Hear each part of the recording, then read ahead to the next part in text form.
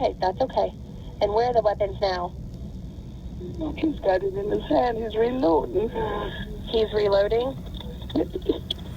Okay, I need you to bear with me, okay? How many shots has he fired? I don't know. There's so many. 3 different rounds of all kinds. God, please. Okay. Please help us, Lord. Help us, Lord, please. Help us, Lord, please. Jesus, help us. Do you know what his name is? No.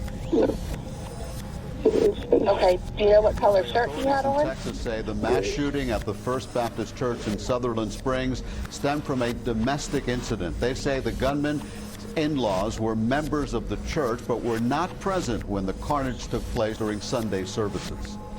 Frank and I want to say thank you to all the outpouring of love for our family. Pastor Frank Pomeroy and his wife Sherry returned from out of town to talk about the deadly shooting at their church Sunday that killed 26 people, including their 14-year-old daughter Annabelle. One thing that gives me a sliver of encouragement is the fact that Belle was surrounded yesterday by her church family that she loved fiercely. And God, please help me. God, please help me. America and the world are saturated with agnostics, pseudo-intellectuals, and Laodicean churches that have stopped preaching the gospel. If the church in America had been preaching this book in the churches, what's going on in the streets of this country would not be happening. What am I telling you? Right on the other side of all of this chaos that we're going through right now, in just a few days, in a millisecond, it's going to be over and be over forever. God, please help me.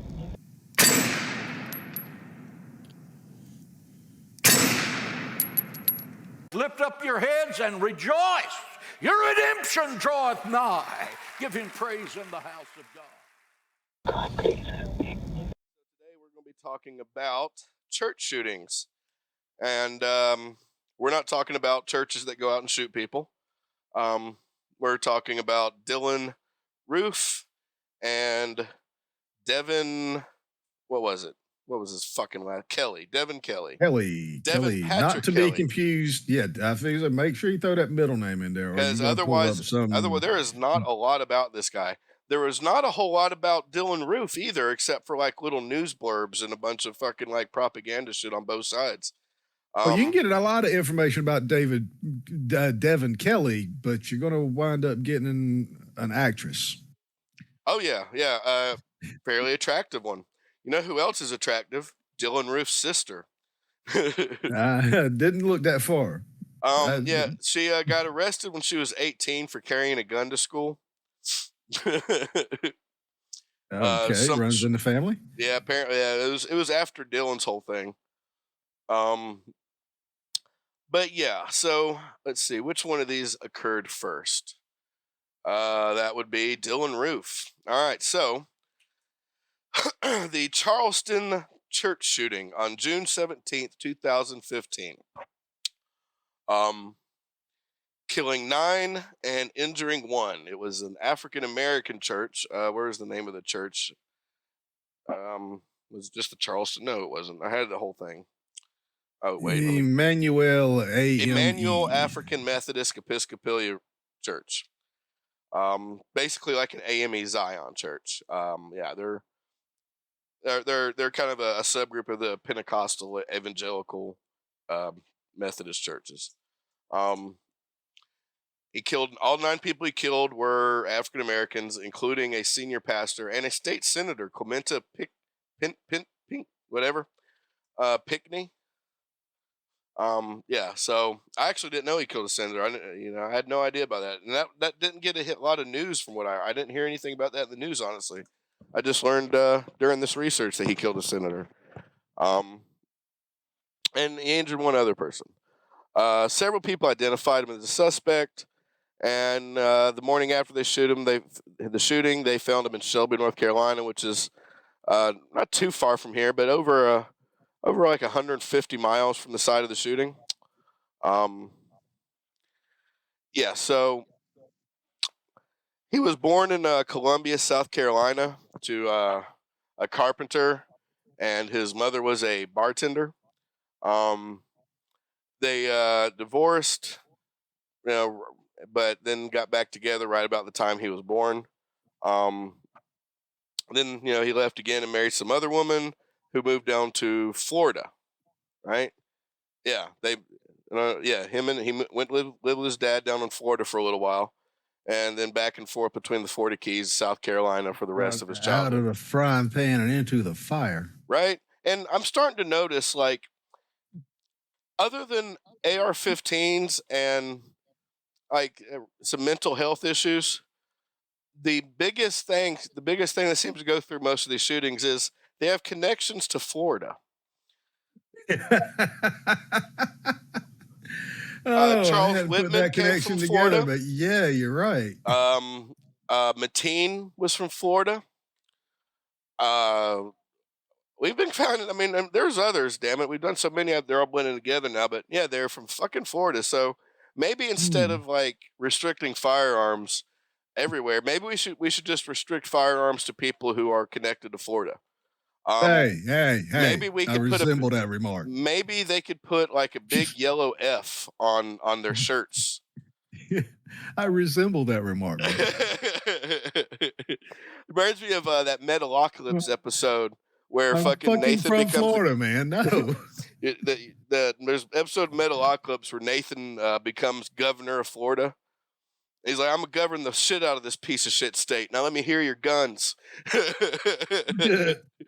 And like later on, this hurricane's coming, and they're like, well, what am I supposed to do? He's like, what do I get to do? They're like, well, you can name the hurricane. He's like, how about Scrambles the Death Dealer?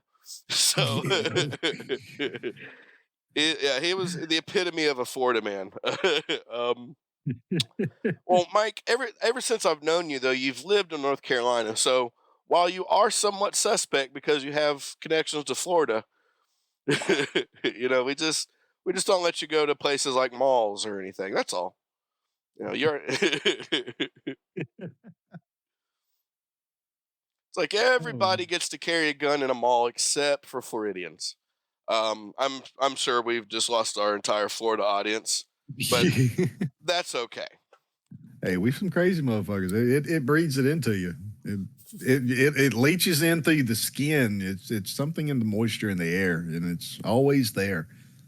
Yeah, it's 185% humidity. I mean, Dude, it's the worst. Some people insane. The only place that I've been that was almost just as bad as Florida, as far as weather-wise, in the fucking summer, was fucking New Orleans. Meridian, Mississippi weren't great either, but New Orleans was worse. Now, I was only born there and visited a few times, but yeah. So, yeah, I call myself a Carolinian. I was technically born in Illinois, and except for during election times, I consider myself a Carolinian. Other times, I'm like, I don't know. I kind of like things in Illinois better.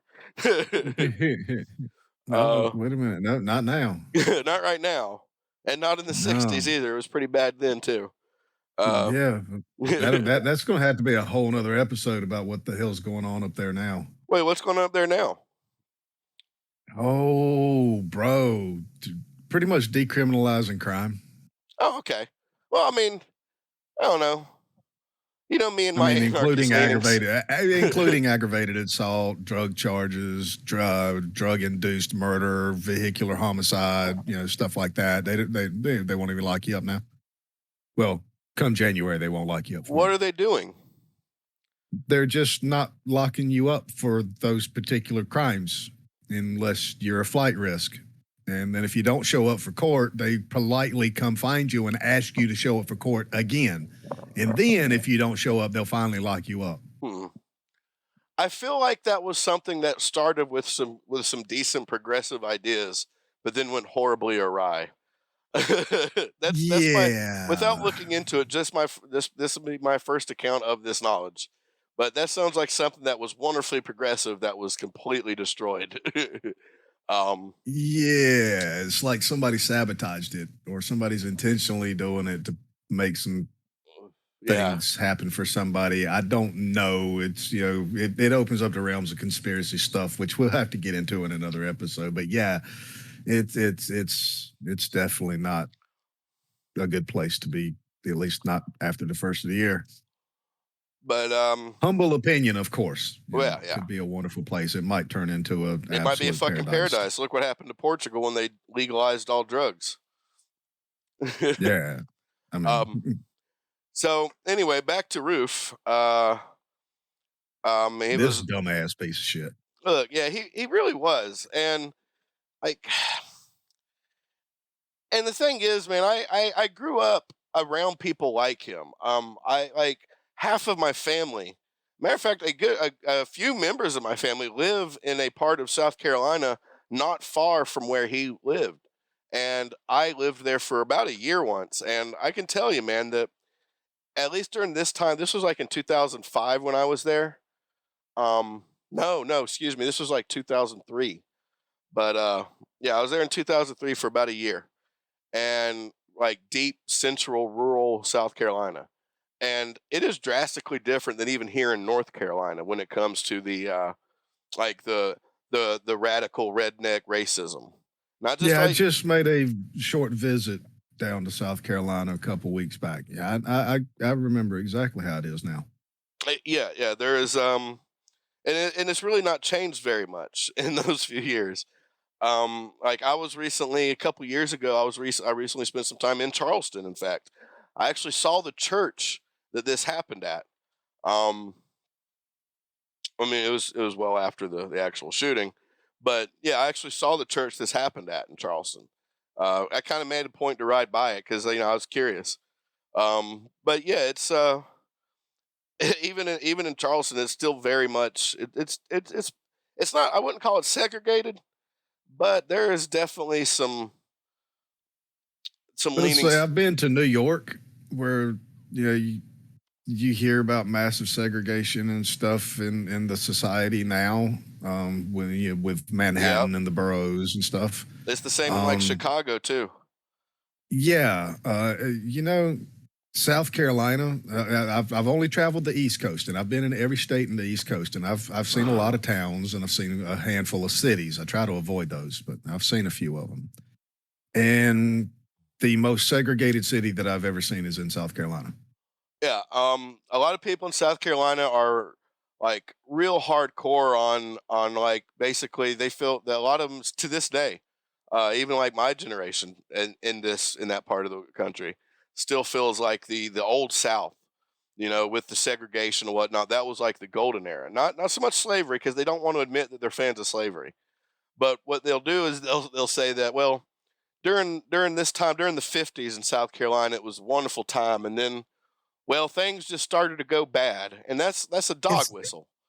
It's got that Southern charm. Yeah, it was a Southern charm. Well, yeah, for certain people, but not for everybody. And it was they still hold on to that, man, and like they keep backpedaling a little bit. Well, it's not really racist. It's about heritage. I said, but and to that I do agree to an extent. Not every soldier that fought on the Confederate side. In fact, most of the soldiers that fought and died on the Confederate side, they weren't so much racist. They weren't slave owners and stuff like that. But it was, when your heritage consists of not just slavery, but the things that happened after the Civil War ended. When that is your heritage, maybe it's time to. I'm not even calling the people that actually live there now racist in any sense. I mean, are they down there? Yes, there are. No, yeah, sure. I mean, yeah, I'm not saying that it's the majority of people. I'm just saying that that there is a strong foothold in the culture of rural South Carolina that still holds very dear to that Confederate ideal. Yeah. It started from the racist old school, Southern, lifestyle, and it has persisted through today. And it's stronger than I've seen everywhere. Yeah. And I grew up 30 miles from a giant billboard that said, "Welcome to Johnson County, home of the Ku Klux Klan." I ran into more of these racist types like Ruth. These kind of ignorant. They were radicalized because of their culture and because of the people around them, not because they had any actually original thoughts. See, I grew up a stone's throw away from that, and I never seen it. I saw a good plenty of it, But when I was in South Carolina, I saw it a lot more. It was very clear to me. I mean, I grew up around dirt track racers that, actively had, Confederate flags, Duke Boy style, all over their cars, and I never seen this kind of stuff. I went to one of my cousin's football games in fucking Peoria, South Carolina, and I was 15 at the time, and I noticed like at the football game. Now I've been to football games in North Carolina too, in Johnson County, and there were black families and there were white families that were in the bleachers, but they were intermingled. They just sat where there was a seat. You might, when I was in Peoria, South Carolina, there was a whole like half empty bleacher stand that was all the black people, and everybody else, all the white people, were in the rest of the bleachers. And I guess there was no like cops enforcing it, but it was they just automatically do it. That's how they do things. And the concept of one coming to the other to sit down, nobody would have said anything, but people on both sides would have been like, "What the fuck are you doing?" So there's also like an expectancy. Now that I've seen. I've seen. And yeah, even in my raising, definitely. In North Carolina, it was, as a child, I was expected to have the same racist views as my grandfathers, both of them. When I defended a black friend of mine, my one grandfather who used to be a preacher, not my clan grandfather, but the other one. He was arguing. He was like, "Well, black people are this, and black people are that." I says, "Well, that church you go to every Sunday has this little black lady in it. It's just one." I said, "But if she were to come here today to pick me up to go somewhere, would you call her the same words you've called my friends?" And boy, he didn't talk to me for months, but because he knew I was right. But I was expected to have this same racist ideology as my grandparents and the generations before me had. It's expected. And if you don't have it, you're outcast. You're ostracized. You're yelled at. You're being told you're ignorant. You're being told that you're wrong. And it's like, well, maybe I'm not, though. Did it ever occur to you? And that would be a good preview to call for a future episode that definitely needs a discussion to come about this day and age. And that is, we're going to have to talk about this. This little bastard right here has brought it up, to front, fore, and center, is that, we're going to have an actual serious talk about racism in this country. Absolutely. Absolutely. Back to this little tiny dumb, and I'm not using that lightly. I listened to this kid for a good 2 hours, and it really hurt my brain. You know what? I've met people that had this guy's mentality for pseudo racism is what I'm calling it, because I don't even think he thought he was actually racist. All right, so he went down a similar path that I briefly explored in my younger years. I didn't have Google so much as what he did. What I did have, though, was enough knowledge about how to research things that I found the works of the founder of the American Nazi Party, George Lincoln Rockwell. And upon reading I was reading his manuscript, his initial manifesto is called White Power. I started reading it, and briefly, for the first, I don't know, maybe half of the book, I was sitting there thinking, maybe this guy's got a fucking point, right? Now, upon further reflection and research and just, looking within myself to find my own humanity about things, I've discarded it as nonsense. But for that brief moment, I found myself thinking, well, maybe he's fucking right. And it was basically the same type of rhetoric that radicalized Dylan Roof. Basically that white people are under attack. They're coming for our culture. They're coming for your women. They would use they would skew statistics, and it's how propaganda fucking works, man. And some people, like I said, luckily I grew up with that kind of bullshit, so I already smelled it. I already knew what to look for, and I already knew what propaganda looked like because I've studied a lot about propaganda. And so I was able to see my way through it. But somebody with less intelligence, and I'm not trying to blow my own whistle or blow my own cock here, but I mean, somebody This guy sets the bar fucking low, man. No, a fucking piss ant smarter than this fucker.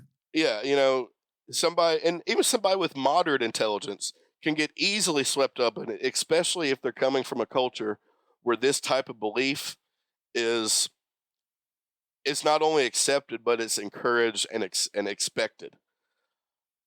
Yeah, I mean, I can see being conditioned to have racial behavior. Right. Absolutely. But when I started finding myself thinking along the lines of the people who I thought I had already decided were backwards, wrong, and ignorant, I started thinking, wait a second, this guy's just using big words to spread his ignorant bullshit, you know? So I immediately discarded the works of George Lincoln Rockwell. Luckily, I didn't pay for them. I just pirated them like I've done most everything else. Somalian pirates, we. So there's one. he started in middle school, apparently showing some obsessive compulsive behaviors. He insisted on that bowl cut, and that bowl cut, after his crimes, there's a new faction of like this neo-Nazi party that called themselves. I've seen him. They call themselves the Bowl Patrol in honor of Dylan Roof's haircut. And if neo-Nazis are naming their groups after you, you're on the wrong side. I'm just saying. You've made some wrong decisions if neo-Nazis are looking up to you now. Oh my God, yeah. In 9 years, he attended at least 7 schools in South Carolina, including White Knoll High School in Lexington. And White Knoll High School in Lexington is 10 minutes or 15 minutes away from where I was living in Pelee in South Carolina, right? I know this fucking area.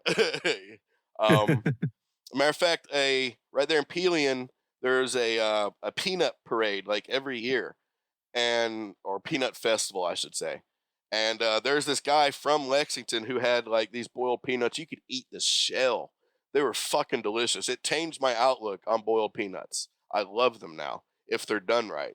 These motherfuckers are so soft you could eat the fucking shell. They were amazing. All I know about South Carolina really is, that's the closest place to get explosives. It really is, man. In fact, I enjoy, if I'm near enough south of the border, I like to go to south of the border. Not only for the cheap food there, like and the fact that it's a fucking amusement park that no one's ever at. It's fucking, I love it there, man. The hotels are the hotel there, like the Motor Inn at fucking south of the border. It's cheap as fuck, but it's actually decent. Like you don't have to worry about and it's the closest place to get a shotgun wedding. Fuck yeah, and you can go there and you can get fucking explosive fireworks that leave the ground. Yeah, that's what I meant by explosives, folks. Yeah. You can actually get explosives anywhere, but we're talking about the decorative explosives, not the that's what I meant, folks. Yeah.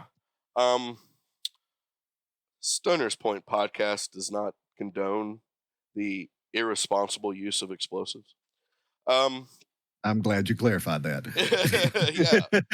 yeah, of course. Timothy McVeigh, irresponsible use of explosives. The people who built the tunnels under the fucking mountains for the highway, responsible use of explosives. The building of Mount Rushmore, irresponsible use of explosives. Very much, yes. At least for all the Indians who were living there. Choose your placement carefully. Well, I mean, it was fine before people started blasting the mountain apart. And then they went and tried to do the same thing on a giant. They're like, you know what? We destroyed your culture. We've erased you from our lands. Let's blow up a holy mountain of yours to make it look like Crazy Horse. That's something he would want, right? and never get finished. Fuck no, it won't. But if they did, it would be pretty fucking impressive. It would be like the most impressive statue on the face of the earth. I thought you was going to say it would be the most impressive disgrace in the earth. And, also, the most impressive backhand slap to the face. Dude, it's all of those at once. There are so many things that makes it the most impressive statue on earth. It'd be it like looks like Crazy Horse, but it's a big middle finger. It'd be like going to Cuba and building a 500-foot tall statue of Christopher Columbus. I don't have a whole lot of Indian blood left in my line, but what little bit it is absolutely offended by that. Yes, that should have never happened. Leave the land alone, people. Yeah. He stopped he dropped out of high school in the 9th grade. After he stopped attending classes. He spent his time between playing video games and getting stoned. He was on the roster of a local evangelical Lutheran congregation, but it was unclear if he had really gone anytime soon. And like technically, I'm on the roster of 3 Southern Baptist churches because there were several times in my life I tried to reconcile with my family, and for a while, the easiest way to do that was by pretending to love Jesus. I've been to a few churches in my life. I even really tried to, but I just could never stomach the bullshit for long. So yeah. Yeah, I've been to a few. I've been to a Catholic church. So yeah. Before he got to the attack, he had been living in Columbia, South Carolina, and nearby Hopkins. He'd been hanging out with a couple of friends, like living in their house. He kind of crashing, like couch surfing a few of his friends' houses. He spent most of his time. This is the first point. A little bit of bullshit. This fucker ain't got no damn friends. Nah, he's got acquaintances. He spent most of his time just getting fucked up and getting drunk. Working with his dad as a landscaper, but I mean, say if he's got enough money to keep weed in the house, he might have a stoner friend or two that comes around because he's got. Yeah. His uncle on his mom's side said that he had started to worry about his 19-year-old nephew withdrawing socially. He didn't have a job, driver's license, or anything like that, and he just stayed in his room a lot of time. Which at this particular part, when I was 19, I can completely commiserate. That is what I did from 19 to maybe, I don't know, 25. Didn't do anything. And then I went to prison, and then I started doing some stuff when I got out of prison. But I did that very much the similar way. I kind of couch surfed a little bit. I didn't really do anything. I just kind of floated around. I'd work if I had to, and that was only shortly brief periods. His uncle tried to kind of take him under his wing, but Roof was like, "Nah, fuck you," and shut your fucking face, Uncle Fucker. Yeah, I mean, I can fully agree with that particular part of his history. Yeah. I relate to it, not agree with it. Really, I mean, relate's more of a better word for it, I guess. He did often make a lot of racist comments, but he also had some friends in school that were black, which that's one of the things that kind of saved me. Was some of my friends in school were black, and it just didn't work for him. I guess he took that kind of thing that you'll hear very often, especially among like older generation Southerners, and that is they're one of the good ones, which is it's pure. The older I get and the more I kind of lean away from that whole mindset, the more ridiculous that sounds to me. Like it. I can understand being pulled into racism. I mean, I had a very brief stint with it myself. I can't say that I'm, totally not racist. No, There's probably a few ideas that I have that still are that I'm still unaware of. When I came out of prison, I held some racist ideals. Prison did it to me. Going into prison and being with the worst of people brought out the worst in me, and it took some good people on the outside to take it out. The minority is white in prison, so and because of all the bullshit that they go through, and you're kind of ostracized. So you start to develop this sense, especially if you had the upbringing I did, with all the nonsense that was already living in my head. I just wasn't paying attention to it. It started to make kind of a weird sense to me when I was in prison. But when I got out of prison, I quickly started to shed that because I started to remember like, no, wait. You started actually meeting black folks that don't fit that particular stereotype. And then you start to learn things. Right. I've always been a fan of learning things, seeing different points of view, researching things, studying things, and I did a lot more of that after I got out of prison than I did before. And it really changed a lot of things about me because I started learning how much I had been lied to, not just by my parents and shit like my family, but also by the fucking school systems, by everybody. Like the entire world around me pretty much lied to me my whole life. And the more I find Yeah, out about it, the angrier I get about it. And it's why everybody thinks I'm so like far radical left. It's like I'm not really on right or left. A lot of my ideals align with the left, but I actually kind of consider myself outside of that spectrum. I don't participate in man. You it. You know? the line's right over here, just libertarian side. That way Yeah, you can fit in a box, and it molds around you. It grows, and it kind of fits like a glove. Your ideas can stretch and move, but you're still kind of enveloped by the idea. yeah. I mean, and that's yeah. It's fine. It's you gotta step outside of the bullshit to look at where did things really get started. And this kid, while he had Google, he didn't he had all the materials he really needed to learn the answers he was seeking. But he stopped at the first source, and this is the problem. This is why I say Google, why indirectly, and I don't believe they owe any money or any like admission of guilt, but they do carry a bit of the burden, I think, and they should like work on their algorithms with that. But because of his search history and whatnot, already the algorithm had set. So when he typed in looking up research on black on white violence, it immediately sent him to what Google thought he would want, which was this conservative concerned conservative center or something like that. Basically what they are is a dog whistle Ku Klux Klan news group. Their initials are CCC because that's a quiet way of saying KKK. They are recognized by the Southern Poverty Law Center as being a hate group associated with Klan. And on this Google thing, Google at this time had been out for 12 years. Right. I'm not saying Google did this to him intentionally. No. If we're going to throw a blame toward something that needed to be better taken into societal needs here, like learning how to use Google more than the first search response. I wouldn't say Google needs to change anything about their algorithms or anything like that, because we generally look for the most popular thing, and it pops up with the most popular thing as click-throughs or how long people read. The algorithm's doing okay there. Needs a little touch up, but it's doing okay. The algorithm needs to learn how to penetrate fucking propaganda.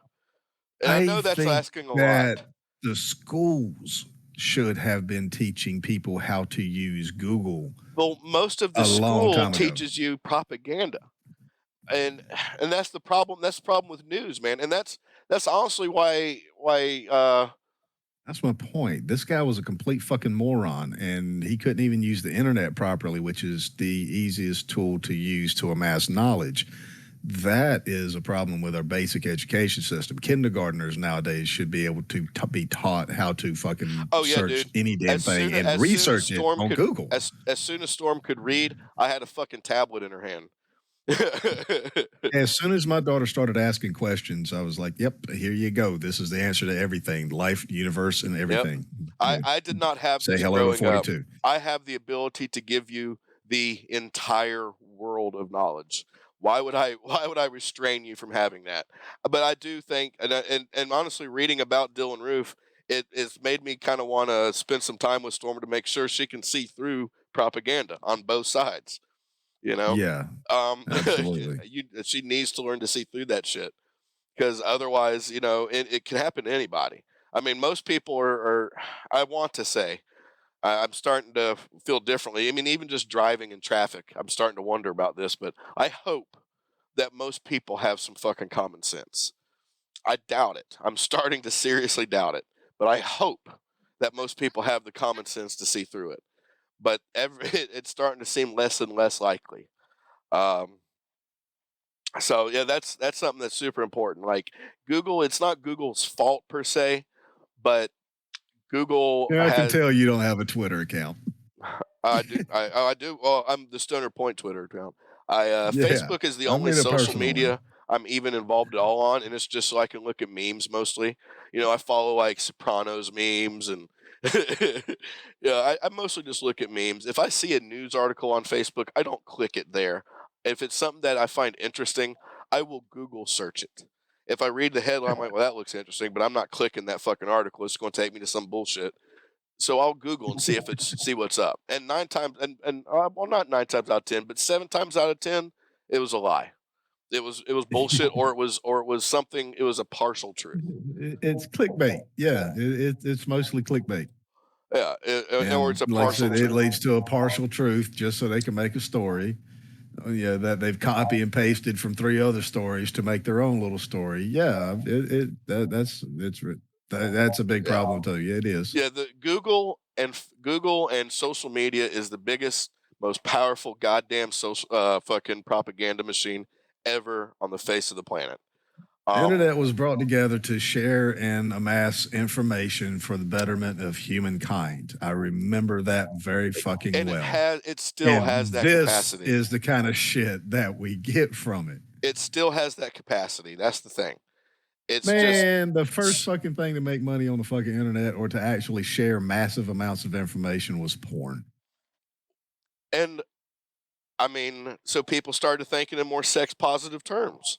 It normalized. These are the people that you were earlier hoping had common sense. It actually normalized sex work to a very large degree, and exposed a lot of like this bang bus shit and like the casting couch stuff. You want to know why our phones aren't small enough to fit on a little wristwatch or in a little bracelet? You want to know why that's not the popular phone and why we have these big giant monsters? So you can't beat off while you're watching it. Well, phones they started as this big giant brick, and then they got smaller to this little flip phone, and then they got smaller to this itty bitty teeny tiny thing that went much bigger than a credit card. Yeah. And then they put a screen on it, and somebody realized, wait a minute, I can watch porn on this. And now our phones have gotten bigger and bigger and bigger and bigger. And now you can fold them out into practically tablets, which I actually really want one of those once they fucking nail that shit down right. These are the people that drove that industry that are creating the internet of today. Yeah, well, that and the social media and advertising.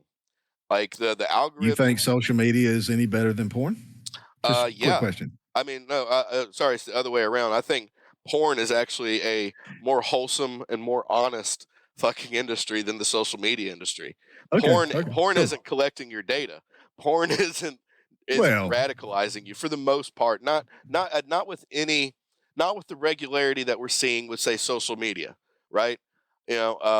It might be radicalizing you to fucking horn you up a bit, but it's not radicalizing people to say, I don't know, shoot up churches. Right. It's definitely gotten worse. Yeah, I am 100% on pornography. Let that shit go. Because there is worse things. You know what I mean? And so maybe this particular part of this discussion might find its way into our main discussion, because this is part of the issues that I think contribute to the larger picture and some of the possible solutions that might attribute to an actual solution. But anyway, back to Roof. How the fuck can we get on porn? You're only 2 clicks away. That's true. Hey, Google, black cocks.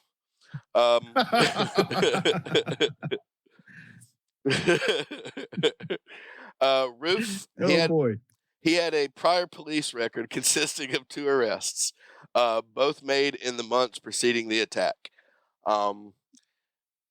The first one, he got called he was at the mall in Columbia, dressed in all black, which I don't know why that came up, and he was asking employees, quote, unsettling questions. The police searched him and they found him with Suboxone, which is a prescription medicine for people that are like addicted to heroin or other opioids. I actually support the use of Suboxone. I've actually seen it save one young man's life.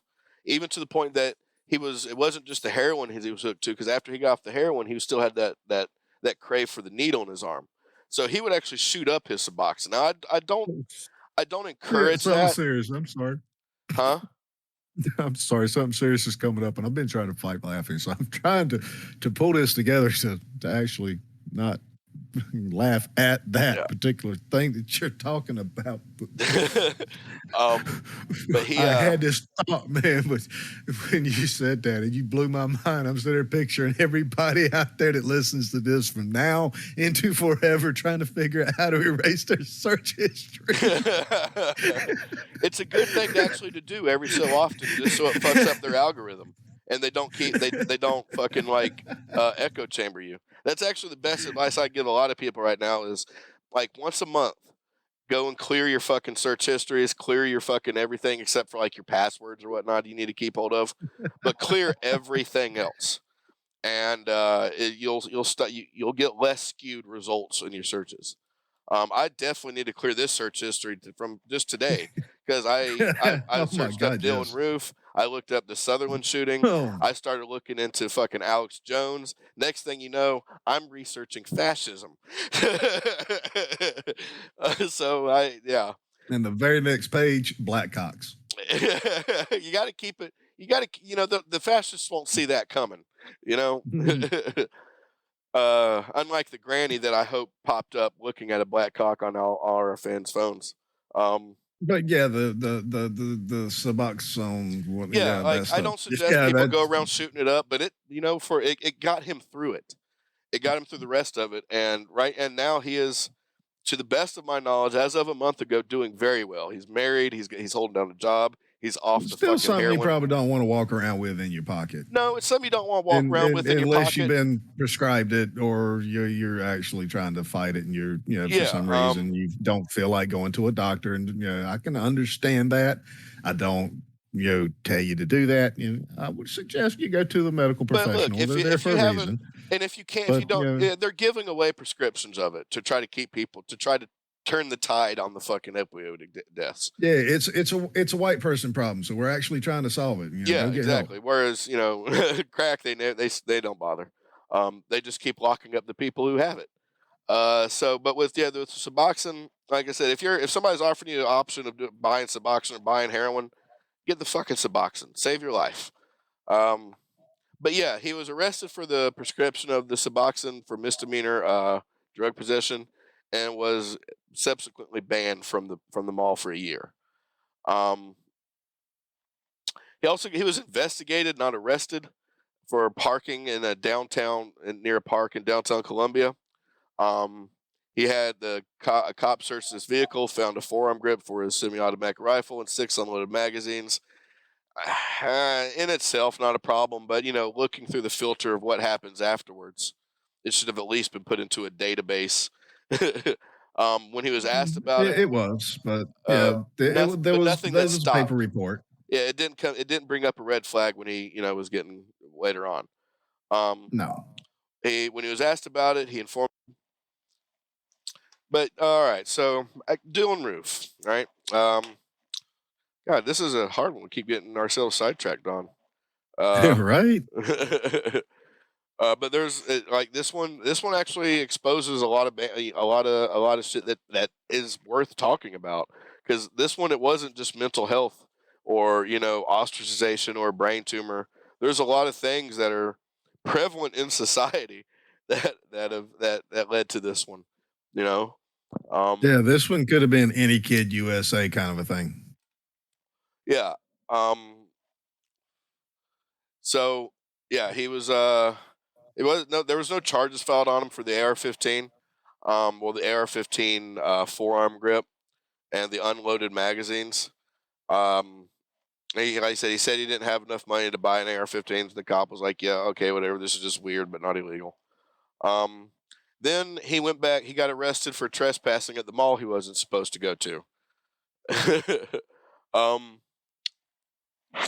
His arrest then was initially written as a felony, which the one back in March. Yeah, it was legally a misdemeanor charge and incorrectly written as a felony.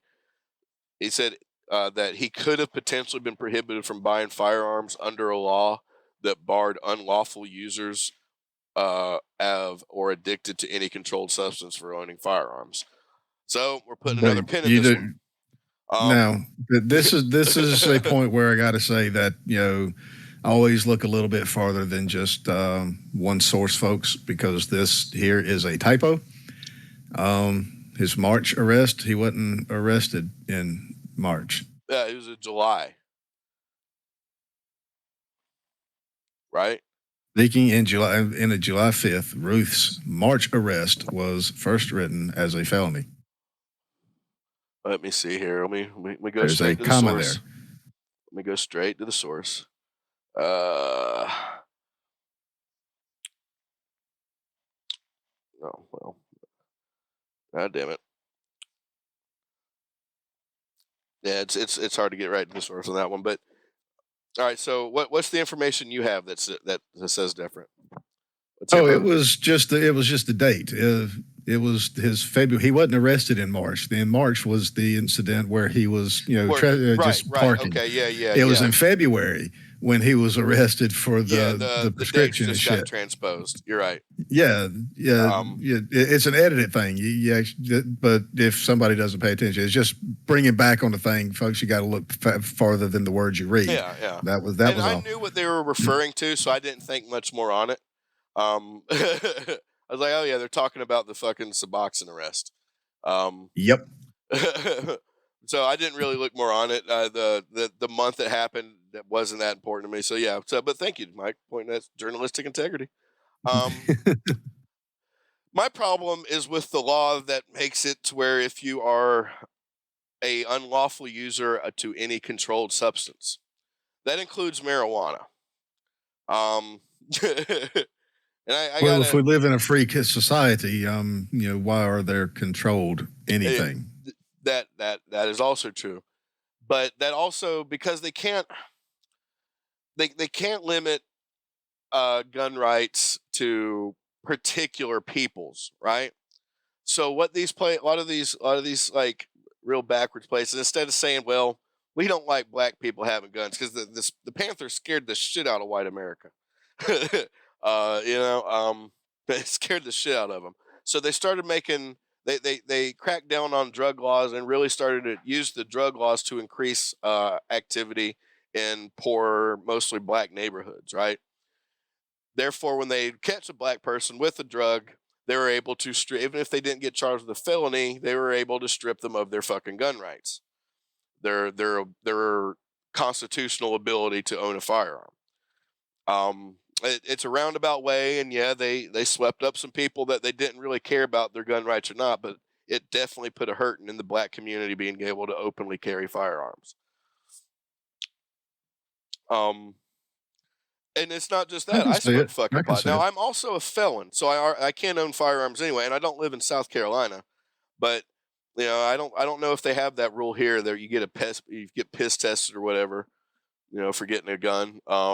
Definitely, if you have any fucking criminal charges about drugs, I don't know how it works in North Carolina because I was a felon by the time any of this became relevant. And you just got to go and ask the sheriff, get sheriff permission basically to get the okay for the permit, and as long as you're not a felon and violent history, then you get okayed, and then you go through the background check, and if you're not a felon, you're good. Yeah.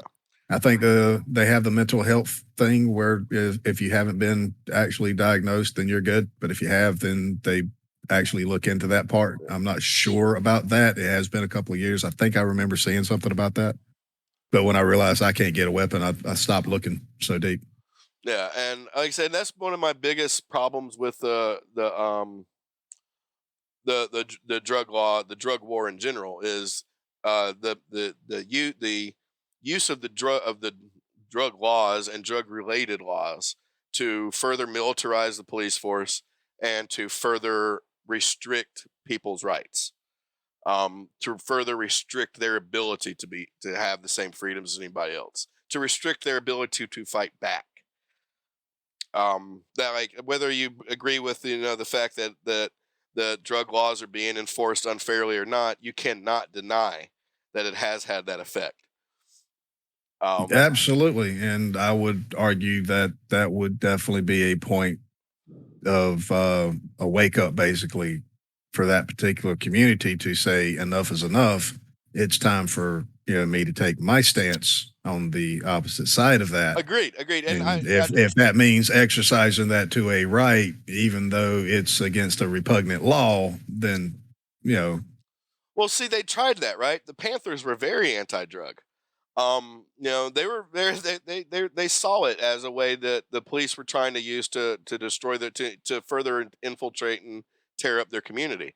And it could be argued that with the crack epidemic and the ensuing gang wars and like increased militarization of the police afterwards, they succeeded at it, and they've torn they also destroyed the leadership and whatnot of the Black Panther Party that existed at the time, and other similar groups that encouraged these communities to fucking like stand up for themselves and to stay off of this shit and to build the communities back. They encouraged everything else, though. You know what I mean? So it's like they didn't do it they didn't literally go in there and force everybody. They didn't force anybody to smoke crack, but they made it they made it an easier way. You know what I mean? They definitely they tipped the scales. We'll get into that. We'll have to do a whole episode on the drug war, maybe a whole other one on the Iran-Contra crack cocaine connection. Yeah, it's going to get touched on in the following the good discussion about the gun culture laws and rights, the whole big enchilada after this little mini series here. I'm pretty sure that's going to come up as one of the topics, as it should. Yeah, and the drug war is actually something. It's a topic I've always been very interested in and very passionate about. When I was a teenager and I first started smoking pot, I very much considered myself a member of the counterculture, and I still do, just not so much of the drug counterculture that I used to be, like with that. But I do still see that I do still see that as a basic right that has been taken away from us and used against people unfairly. When anybody states that they're declaring war on something that a free society has chosen that they wish to participate with, I've got a problem. Yeah. Now, being as part of this supposed free society and reading the documents that made this a supposed free society, I've got a big problem with that. Yeah. So. Now that drug law should have prevented Roof from buying firearms. It wasn't used against him. It wasn't used. Lives were lost because they unfairly applied the law. Do I think the law was unfair to begin with? Fucking absolutely. But at least apply it fairly, right? Tell me that had Dylan Roof been, a 19-year-old. Supposedly, it was only supposed to be a misdemeanor charge. Well, UCLA law professor Eugene Volokh said that it is unclear whether his misdemeanor possession charge would have meant that he met the definition. But you mean to tell me that a 19-year-old black kid from the hood go in with a drug record like that, the exact same record, the exact same background? I'm pretty sure nobody would have looked any deeper to say, wait a minute, that's not a felony. He would not have he would have not walked away with a gun. No, that felony would have stuck there. And absolutely. And to me that it shows that, like, the systemic racism. That is what they mean when they say systemic racism. But what happened? And if you ever point that out and show that happens, folks, I will armor up and stand beside you. Yeah, this is one of the cases, the few cases where I've been able to say, look at this. I will never say it doesn't exist. I know damn well it does. I just, from my own perspective, and this is from a freaking white guy. I am a white guy here. So my perspective is very limited. But from my perspective, the systemic racism is probably not one of the biggest issues we have in this country. I will admit that it is a problem. And if you ever pointed out to me that this happening, I will get there with you. I believe it is a symptom of a much larger problem. It clearly shows that there's something that there's deeper issues. But at the end of the day, it happened. He got his gun. And like I said, the gun didn't do it. It's not the gun's fault. It's the fact that they had this ridiculous law that could have stopped this from happening, and it didn't. But on the evening of June 17th, he goes down to the Bible study at this church, and he's like, he's welcomed in. I mean, like churches. I have to say this about churches. You won't hear me say many often kind things about them, right? But there's been times in my life where I had to walk fucking 15 miles in the summer. I have never been turned away from walking up to a church and drinking water from their back spigot. I have never been told, that I could not sit on a church step and take a rest. If anything, they'll invite you in, sometimes. I've never, and if somebody's showing up for prayer, well, that's a chance to spread the message of Jesus, or to further spread out your congregation. They will bring you in. They welcomed him in this church with open arms. All his petty racism shit, all the shit he believed, that should have cracked a chink in that. These people brought him in, sat down with him in the circle, was praying with him. Yeah. Was sympathetic with him. It's really fucking disgusting that he fucking didn't at least stop to think, wait a second. These people are not the people I've been reading about. These people are not the people I've been writing about in my nonsense fucking manifesto. By the way, his manifesto was he basically states that he got radically, he looked up the whole Trayvon Martin thing, and he decided, well, what's the other end of the statistics? What, instead of white on black violence, how much black on white violence is? Got immediately sent to this fucking racist ass group and their fucking articles on it, and they're fucking extremely skewed and false. In fact, I looked into that shit. But the numbers he was reading, most of them were fucking false. So he gets radicalized. He goes in there. He just starts shooting. Primarily, one of his friends actually tried to hide his gun from him at one point because he was always talking about wanting to go shoot up this college. But it comes down to the college had more security, and I think he felt more secure in a smaller environment like this church, where he could go in, be kind of enclosed. There wasn't like colleges have campus police. Well, there's no church police. So he thought he could pull it off, and he did. He shot several people. He shot 10 people, and then he ran. All of everything he said about it been that it was about race. His website with all his Heil Hitler shit. He said right before. Yeah, supposedly this kid was smart enough to start up a website. Yeah. LastRhodesian.com. And hide the owner. And for those of you who don't really understand why the website name itself is fucking offensive, Rhodesia was what was called, and I'm a piece of shit now because I can't remember the country it's called now. Zimbabwe. Okay, but it was called Rhodesia under the colonial influence and whatnot, and it was a very racist colony. Like the British who held South Africa went during the apartheidian time. Yeah, it was apartheid time. It was racial segregation, like in the South, on a massive scale, on a nationwide scale. It was horrible. It was a horrible thing, and they have gone through like a lot of things. It's basically now the Rhodesian flag is now kind of a dog whistle for your white supremacists, basically saying that, well, the blacks had it better under colonial British rule. And it's like, no, the reason that they were being fucking decimated, they were being enslaved, they were being raped, they were being forced into diamond mines. It was fucking horrible. But yeah, so the whole Rhodesian flag, the LastRhodesian.com, all that shit is like a dog whistle for white power. So he had that shit all over his website, and his manifesto, which was on his website, which what? White supremacists are working for the British Crown under colonial law? No, they're not. Well, maybe they are, but the concept was that they're using it as saying that it was a white-held territory.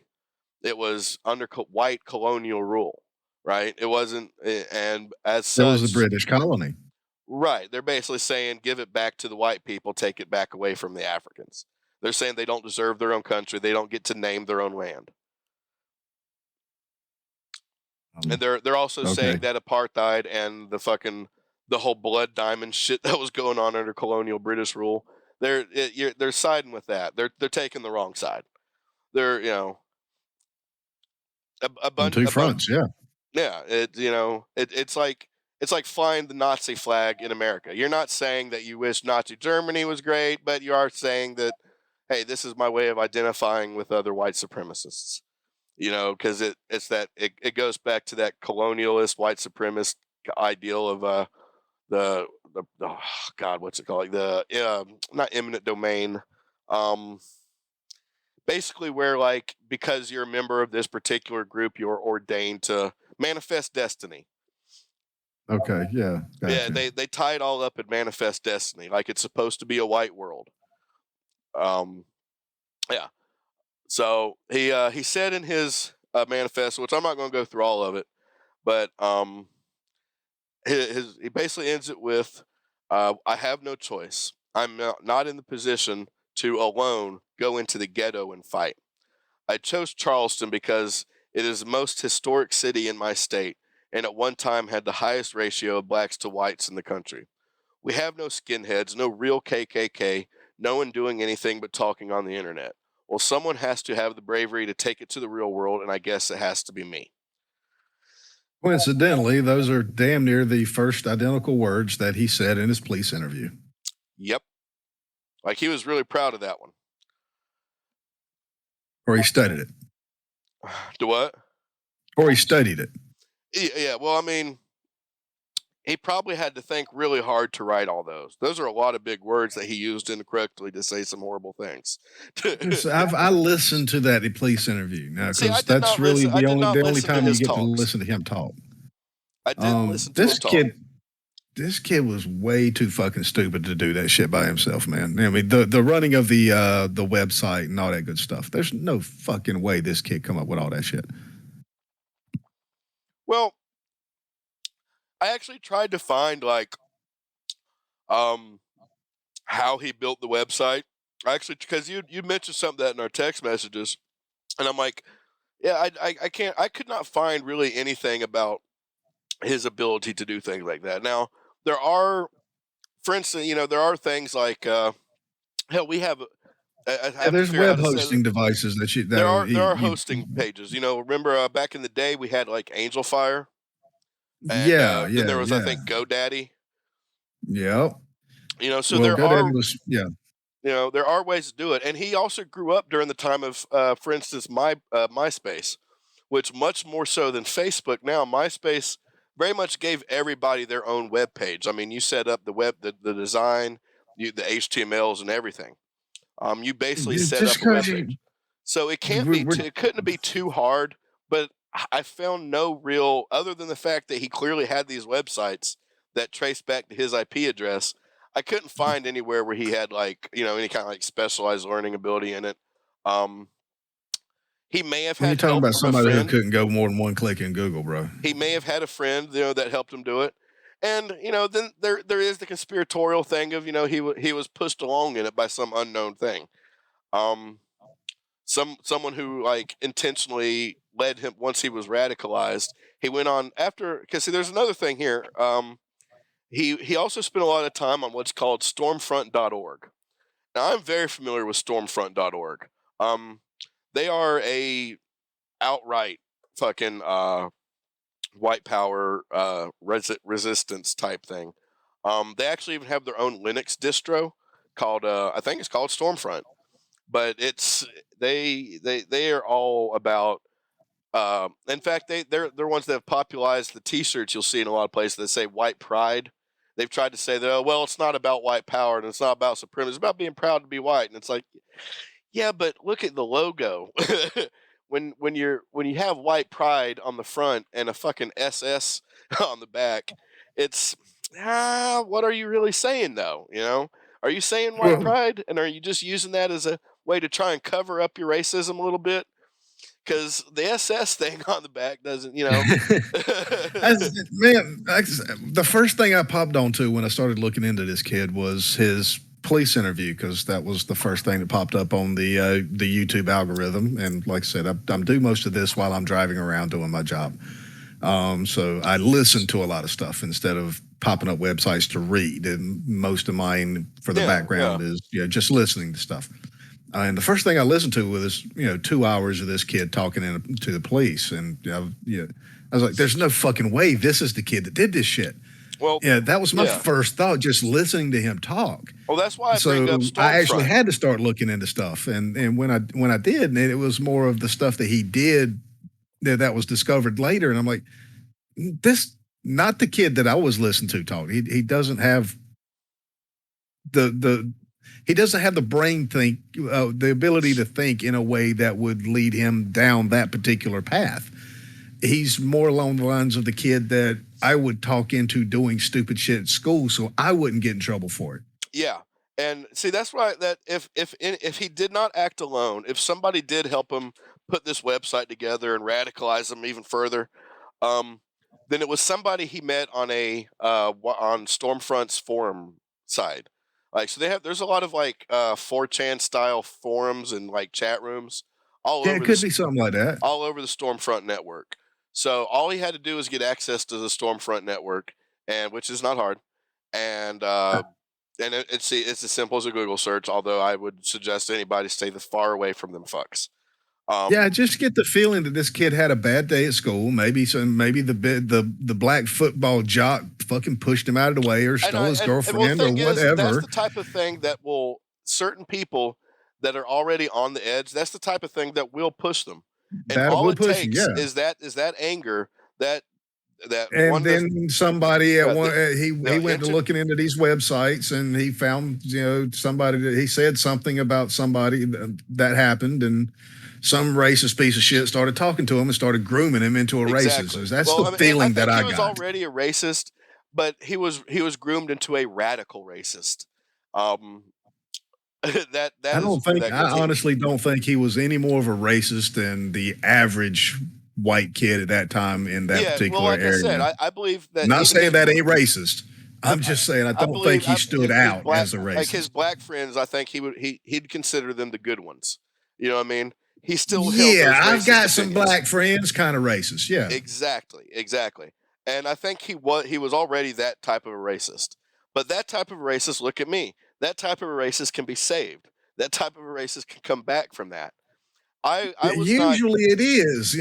All it takes is a couple of good black friends to make you realize, hey, you're a piece of shit and you need to think about something. Yeah, I've been lied to, is what came down with me. But he had somebody, if he had any help, it was somebody on Stormfront that was whispering in his ear.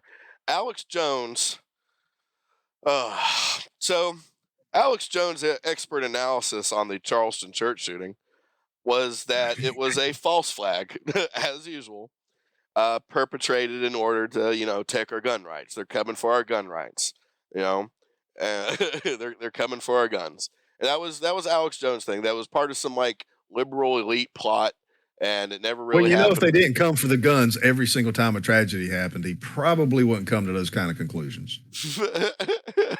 But they haven't taken them yet. And in fact, in this case, is proof that they're not applying the gun laws that are there. No, but they already had. We're way past the assault weapons ban. We're way past the automatic weapons bans. Well, they've been coming after the gun since the 80s at least. Yeah, but you still have them.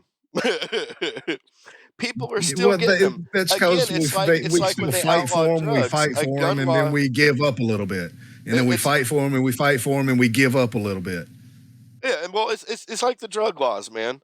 Just because they made it illegal, nobody stopped having drugs. Nobody. Yeah, but the government isn't giving any on any part. Once they get it, they don't give it back. Oh, but then you have people who just do what they want to do anyway.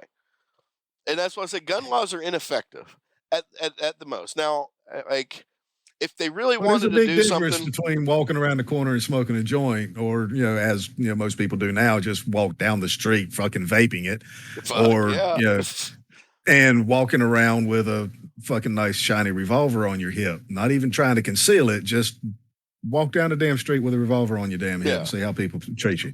But Some people were like, hell yeah, good job. The other people will walk across the fucking street to stay away from you because, for some reason you're the scary boogeyman all of a sudden. Yeah. A lot of white supremacist, two big white supremacist organizations, other than the ones that named themselves after his fucking dumb haircut, said that they weren't responsible for it, but they also said, well, he has legitimate grievances. Oh, his point is valid. It's like, but he didn't, though. When you read his grievances and you look up the numbers that he was looking at, his grievances were not legitimate. They were just racist grievances. He spends most of his time talking about what's called white flight, which is a racist thing to talk. The white flight actually is a nice racist way of saying redlining, which was the way that they fucking pushed all the black people into one community after segregation ended. That's how they did it. It's another fucking dog whistle when they're talking about white flight. Oh, the white people had to run to the suburbs to be safe. They had to run. All the white people had to run to the suburbs to be safe, and it's not safe for the white people living in the city. Well, that you're talking about redlining, and the people who did that were white people. So, but yeah, his attack was treated as a hate crime, and it was. He was captured 245 miles from the shooting scene, with a .45 caliber pistol during the raid, but it wasn't apparent if it was the same one used in the attack. Which I guess I failed to mention that he never did manage to, get his fucking AR. No. This is one of the times he didn't have 50 guns. This piece we do talk a lot about the AR-15, on these particular talks. We have brought that particular weapon up, or that style of weapon up, several times, and it is, it's the most popular weapon system in the United States. Yeah, it's effective. It's effective, and that's why. And, it's like they're trying to blame it on them. And it's like, no, it's not the assault rifle's fault. You can't fault them for making an efficient tool. You can't even on that argument, we're cherry picking. Remember, we're cherry picking. Of all the shootings that have happened, the AR-15 is not the one that is chosen most. It is the lowly handgun, as in used in this particular example. And the Virginia Tech. Yep. The handgun and Columbine had a fucking deer rifle. Yeah, so the AR-15, big, bad, scary, very effective weapon. Yes, it is designed to kill people. That's the whole idea of a weapon. And when you're in a fight for your life and the cops haven't showed up yet, do you want it to be a fair fight? Hell to the fuck no. You want that bitch one-sided to the point where you think you're cheating. AR-15 is the way to go. Yeah. And then so he was charged both federally with the hate crime and whatnot, and in the state. And here's one thing I will say the Justice Department actually impressed me with, right? Now, one day we could have discussions about the death penalty. I'd love to actually solidify an opinion on it, because I'm kind of wishy-washy with the death penalty. I'm not. If they had given him the federal death penalty and the state death penalty, right? And later on, the federal death penalty got overturned, which often happens. And say the state changed its laws at this point in time, then it's actually possible that he could have walked. So what happened was the state basically said, all right, you won't face the death penalty in South Carolina. If you, plead guilty or whatnot, you'll get 9 consecutive life sentences. So he pleaded guilty to that. And then the feds gave him the death penalty for his. So in case he ever gets out of federal prison alive, he will die in a South Carolina prison. And that is one of the few times the American justice system has fucking succeeded. I thought that he took he pleaded guilty in South Carolina. Yes. So that he would actually be held in South Carolina and not have to go to federal prison. There was the the district attorney intended to seek the death penalty for him because more than 2 people were killed in the shooting, and those were put Yeah, at they risk, wanted the death right? penalty. Yeah, but he plea dealed to a guilty plea instead To of fighting avoid it. being sentenced to death. Right. Right. Well, he didn't. So they went ahead and they said, all right, so we're not going to put you in trial. We'll take your plea deal. We'll give you the 9 counts of murder, and you'll get 9 consecutive life sentences. Right. The DA to said me, that I've this got a was the completely best backwards view on it. The Wilson said that the plea deal was an insurance policy in the event that his federal death sentence were ever overturned, as it assures that Roof will die in prison. And the federal government didn't give him a plea deal. If the federal government would have and has, or at any point would have appealed the death penalty to where he wouldn't get death, it would have commuted itself back to the life sentences. Yeah, it just in this he would way, have still been in jail. Right. He would, and if he ever got, the thing is that way, if he ever gets out of federal, it's like if Charles Manson would have ever gotten out of federal prison, he would have been free. Because of the way his whole shit works. You don't get out of jail on a death penalty. Unless you find that you've been wrongly convicted, of course, and then hey, lovely, we finally fixed something. But this is a travesty of the Justice Department to me, brother. Because to me, if you admit to guilt, and he did, I don't care if you did it or not. If you admit to it, and it's murder, you're dead. There's the room right over there. Take your clothes off before you enter the room because you're not coming out that fast.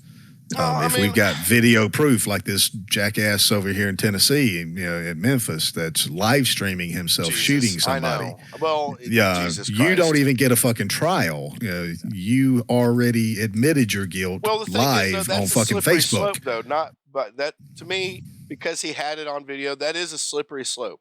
Once we start denying trials for people. Okay, so you get a trial, but it's okay. You already admitted your guilt, so there's the door. Yeah, pretty much. I mean, at least they should have their day in court. They should have a trial because as soon as we start taking that away, as soon as we start chipping away at that, But let's just admit that if you've already admitted your guilt by producing live video of the event to the public, there's no debate on your guilt or innocence. It's a sentencing by then. But you also get a trial, but it's a sentencing. But then you also have all your deep fake people and your fucking and all that shit that would come up at that point. Well, this could be a deep your fake phone shows operation. you there. Your video shows you did it, and that person is dead. Well, we'll have to get into the death penalty on its own episode. It is a very debate. To me, it's a topic that isn't talked about enough. Because like I said, I'm wishy-washy on it. I have mixed views on the death penalty. There are some people I believe deserve the death penalty, and then there's people who have been executed who are innocent. So, yes, that's a completely different problem. That's not the morality of the death penalty problem. That is a problem with the way that we determine guilt and how fast we execute somebody on questionable cases. Right. And it's something, like I said, it's not so much about the death in itself. It's just if we are unable to responsibly use it, to me, one innocent person being murdered being killed in the gas chamber for a crime they did not commit is too many.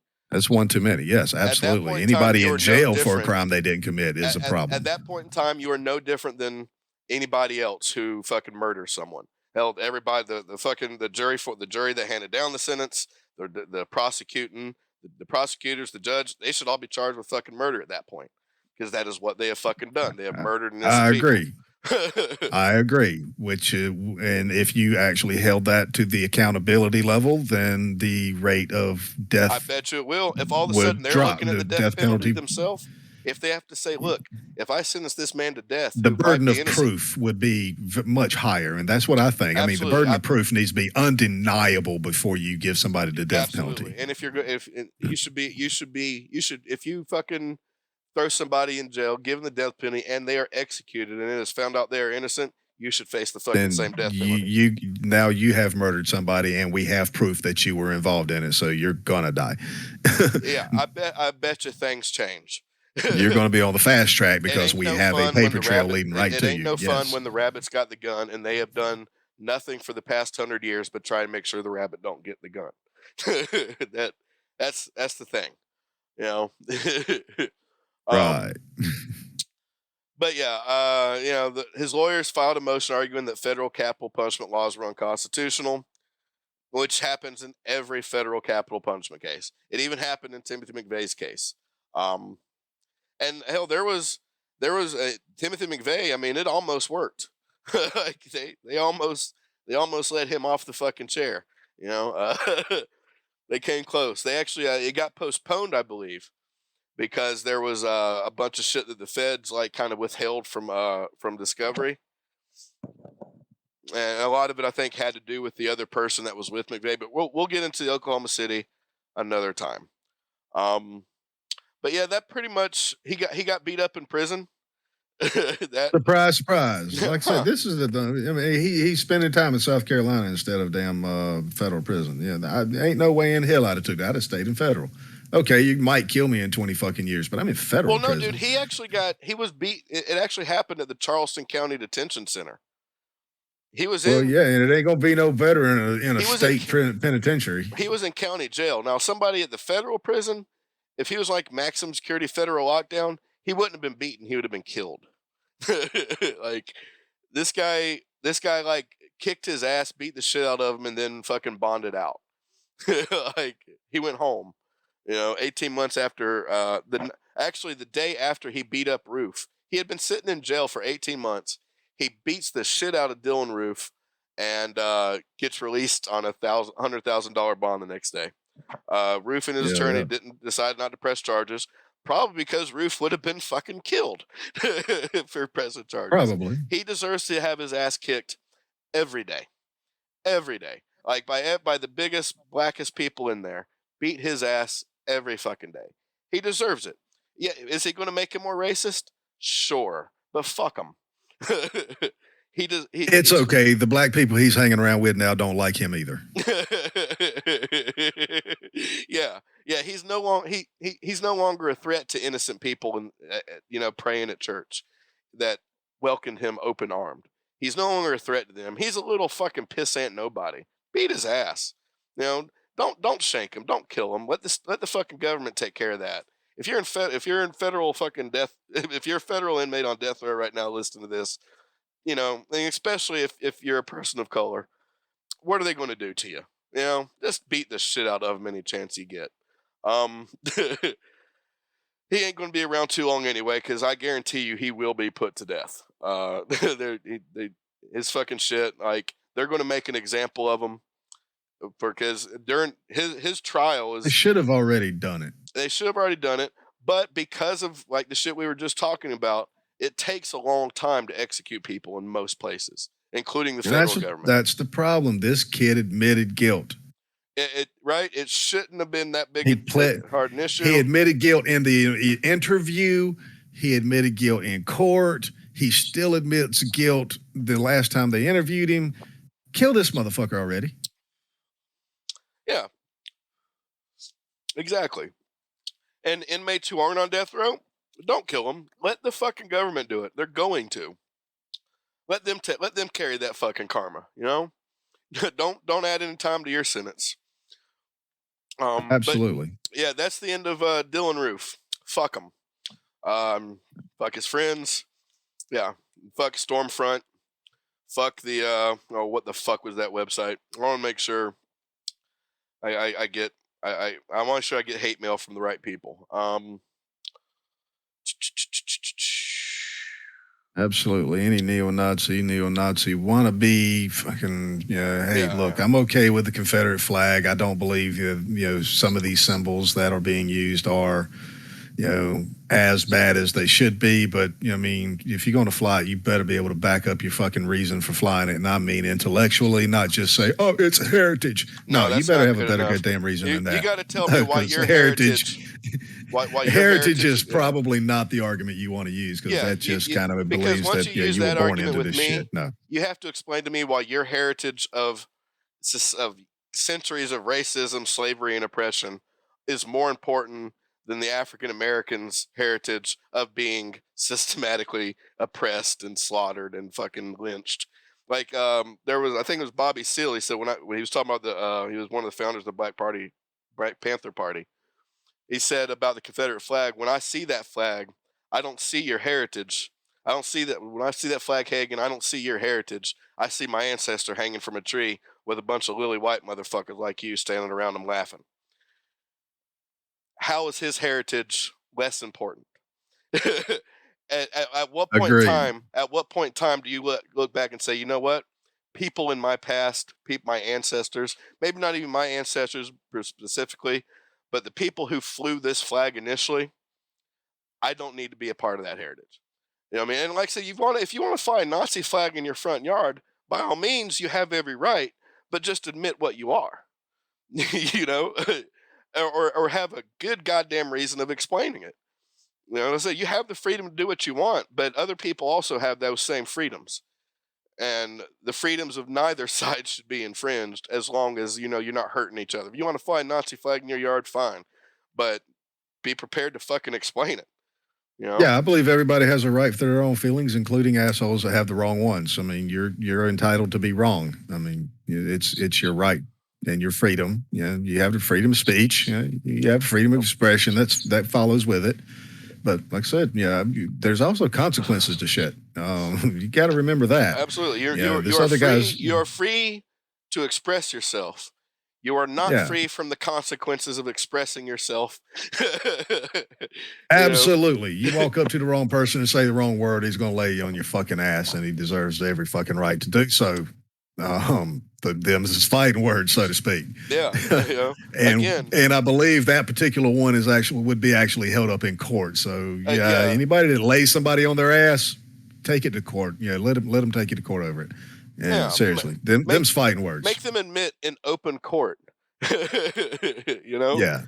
By the way, the website is the Council of Conservative Citizens. Yeah, fuck them too. Yeah, fuck them. All right, so now we're moving on to this next piece of shit. Well, one quick little tiny thing for a small little breather. Not very much, but it's another shooting. So not a big breather. But I just wanted this to bring in between these two here, man. There was a shooting. What town was it? Come on, tell me what town it was. Just outside of Fort Worth. It doesn't tell me the exact year. I think this was a 220. Not as old as these, but there was another church shooting. Surprise, surprise. Don't look up church shootings for Texas. Oh my God. You'll never find the right one. Yo, I'm telling you, man, they have the highest number of, and this might actually have something to do with their church shootings. All right, let me break this down a little bit. All right, so they have the highest number of mega churches in the United States. They also have the highest number of voting conservative Christians in the United States. Texas, because it has such a large populous area with their schools and whatnot, they actually set the standard for the for most of the textbooks in the nation, right? So anything that the far Christian conservative groups of Texas, decide they want to teach to your kids, to their kids, is what you're getting taught all over the country. So Texas, they have a very strong Christian, like evangelical, far right Christian following, and So the fact that there's a lot of church shootings in Texas, while I was unaware of this, does not surprise me, because there's a lot of churches doing a lot of fucking weird shit in Texas. Yeah. Well, it kind of brings up the argument, if we're going to ban guns, we might want to ban Texas churches, because I think we should ban Texas. They're in the news almost as much. I think we should give Texas back to Mexico. We took it. Reparations there. Huh? Yeah. We took it in a military action as an invasion. We went to war. We went to war with Germany over invading Poland. So I really don't see the difference between our invasion of Texas and the German invasion of Poland, minus maybe the death camps. But that could be argued that it just took a couple hundred years for the death camps to be built. I'll take it back to one of our earlier, one of our very first releases, actually. Our first release was the teaser. Yeah, I think we need to extend the southern border. Let's just welcome Mexico into the fold. Oh yeah. So give yeah, them we back took Texas, but hey, you get half of it. You get to live there, and we can't say shit about it. Just bring the whole country. Let's make up for it. Bring the whole goddamn country with you. Yeah. Build up their build them up first, because we don't want that, the overall poverty that we've allowed to go fucking unchecked in Mexico, because a lot of it has to do with our own policies. Like we created a lot of the problem in Mexico, so fix that and then take it, because you don't want something that you already broke. You know what I'm saying? But yeah, go on. What's with this this Texas church shooting? Well, this fella decided he wanted to join the ranks of church shooters, and he whipped out his weapon inside and started shooting. And very quickly, two parishioners of the church that were kind of there for security at this particular time, they decided to bring their weapons, and they took him down post haste. Where only two people were, unfortunately, still two people lost their lives. But it stopped there very quickly. Yeah. That's just a little bit of good news in all this. Sometimes the guns do it was the good actually work. one of the times Trump said something I agreed with when they got on about this next shooting we're going to talk about. They were like, well, he got on with everybody that was trying to ban the guns. He was like, well, if it wasn't for guns, he would have killed a lot more people. He's absolutely right. But he was right. It really messes up a shooter's plans when people start shooting back. It does. But then again, look at what happened to Charles Whitman and the police that were trying to get to him. Like the people. But how many lives would have been lost had those people not been shooting up to keep him pinned down a little bit more? Yeah, it definitely reduced the body count. Man, I'm like I said, I am in no way, shape, or form, in favor of banning guns. I just believe that a lot of changes. And I'm not in favor of vigilantism either. You don't go hunting them down. You don't go chasing them down. You end the problem. We need to get rid of the lynch mob mentality in this country. For fucking you end the problem and it's done. But yeah. Here. All right, so our next one is the Sutherland Springs Church Shooting of New Braunfels, Texas. Right? Yeah. Now this one, I only heard about one aspect of this shooting. I didn't know his name. I didn't know the number of victims. This one was highly politicized on both sides. I sat there and when I started reading it, I was reading about him. There was a little bit more of a panic because I was like, wait a second now, he's getting a lot of attention. The shooter's getting a lot of attention for things that I haven't heard. Us on the left have never heard of him. We heard about the guy who stopped him, sort of. Well, actually, yeah, I guess the guy ultimately did stop him. But the guy who stopped him, who was a fucking hero, that was heard about. The left was talking all about that, and honestly, some of the far left was even like, yeah, that's why people need guns. It's your weirdos that are like, no, if he wouldn't have had a gun, if nobody would have had a gun, this wouldn't have happened. Well, that fucking Pandora's box is open, right? Right. You can't put it back. So, yeah. So this motherfucker perpetrated a mass shooting at the First Baptist Church in Sutherland Springs, Texas. Right, killed 26 people, including an unborn child. Wounded 22 others, and then did the world a favor and fucking killed himself. He killed himself 26 people too late, but hey, he killed himself. So kudos to that. He didn't do any more. And he saved the state of Texas a few dollars. I'm pretty sure they might make him a hero for that. Watch, he becomes a symbol of of the death penalty advocates.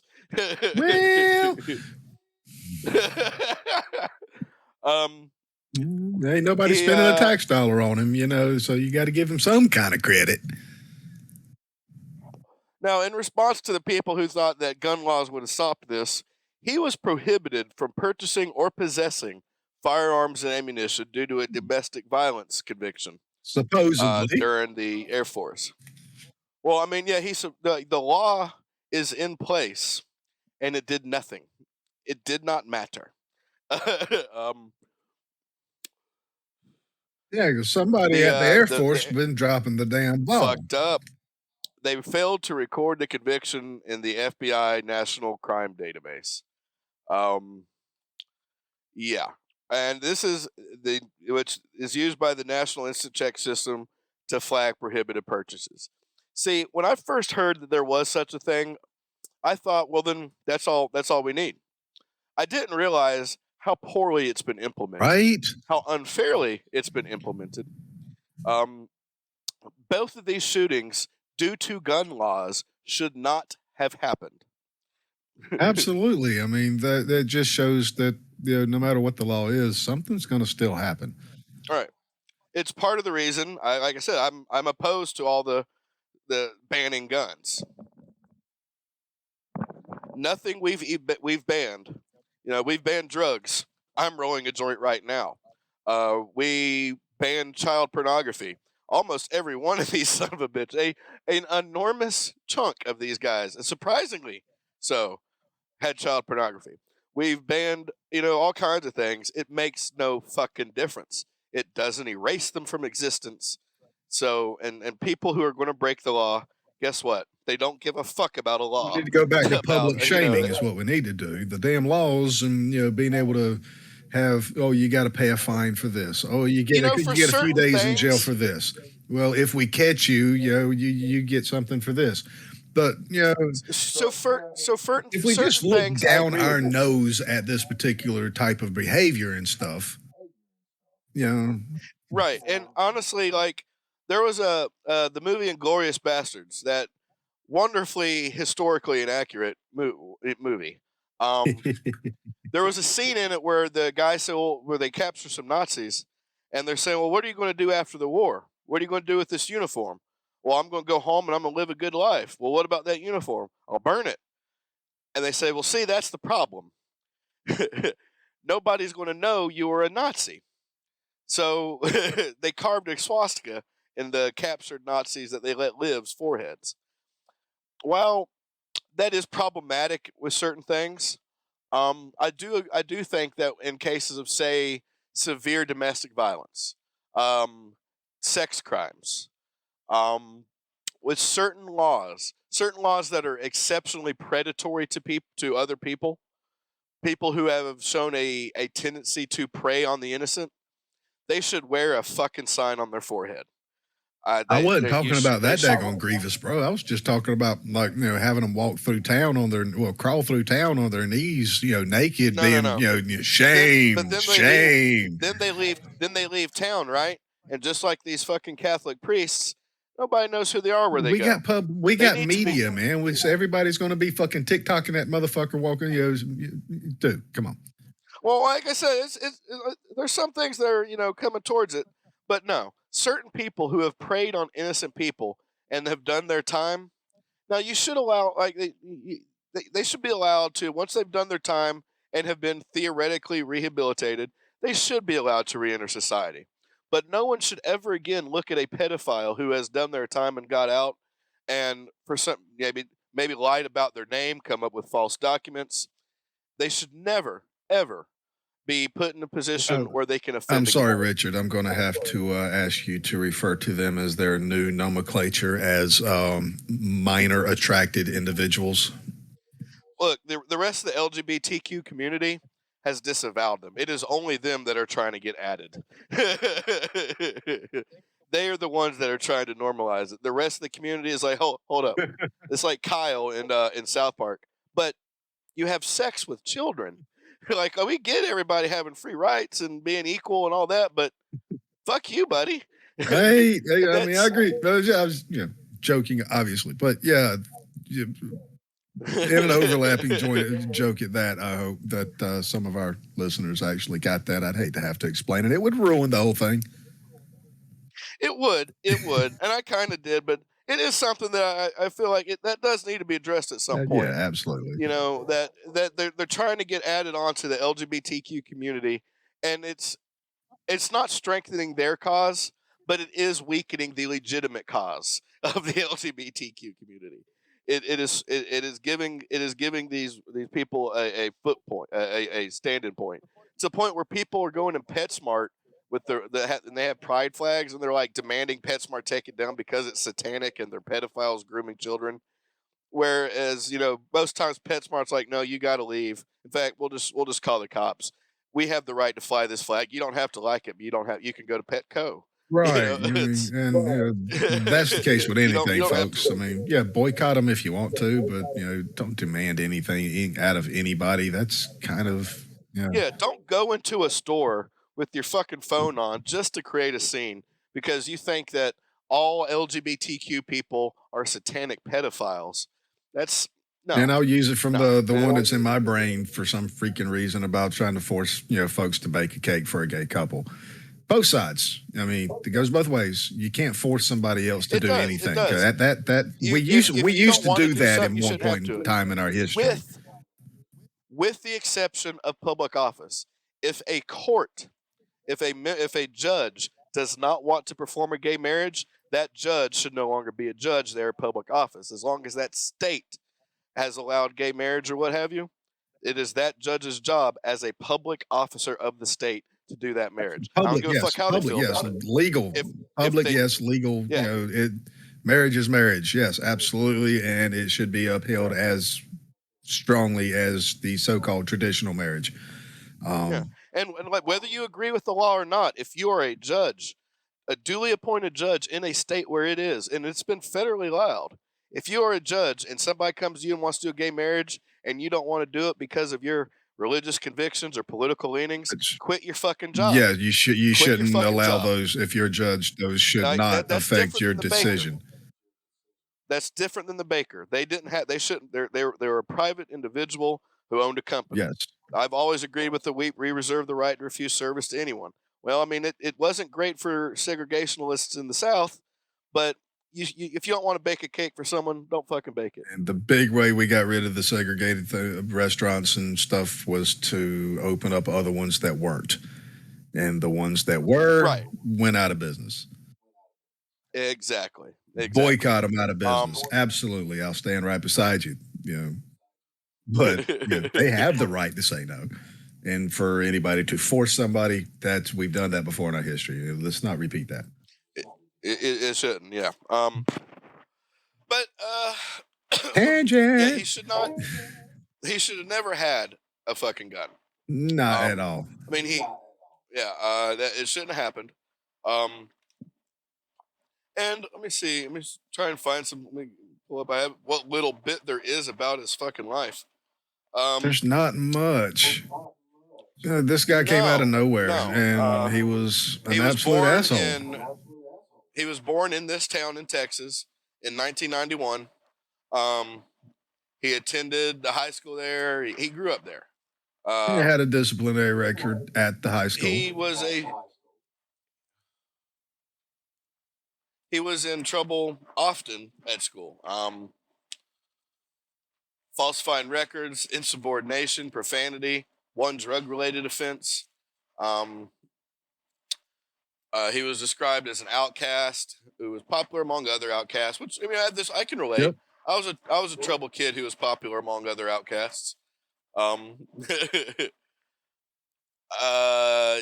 he signed up for karate because he was being bullied. He had a 2.32 grade average. So I mean, he wasn't. Huh?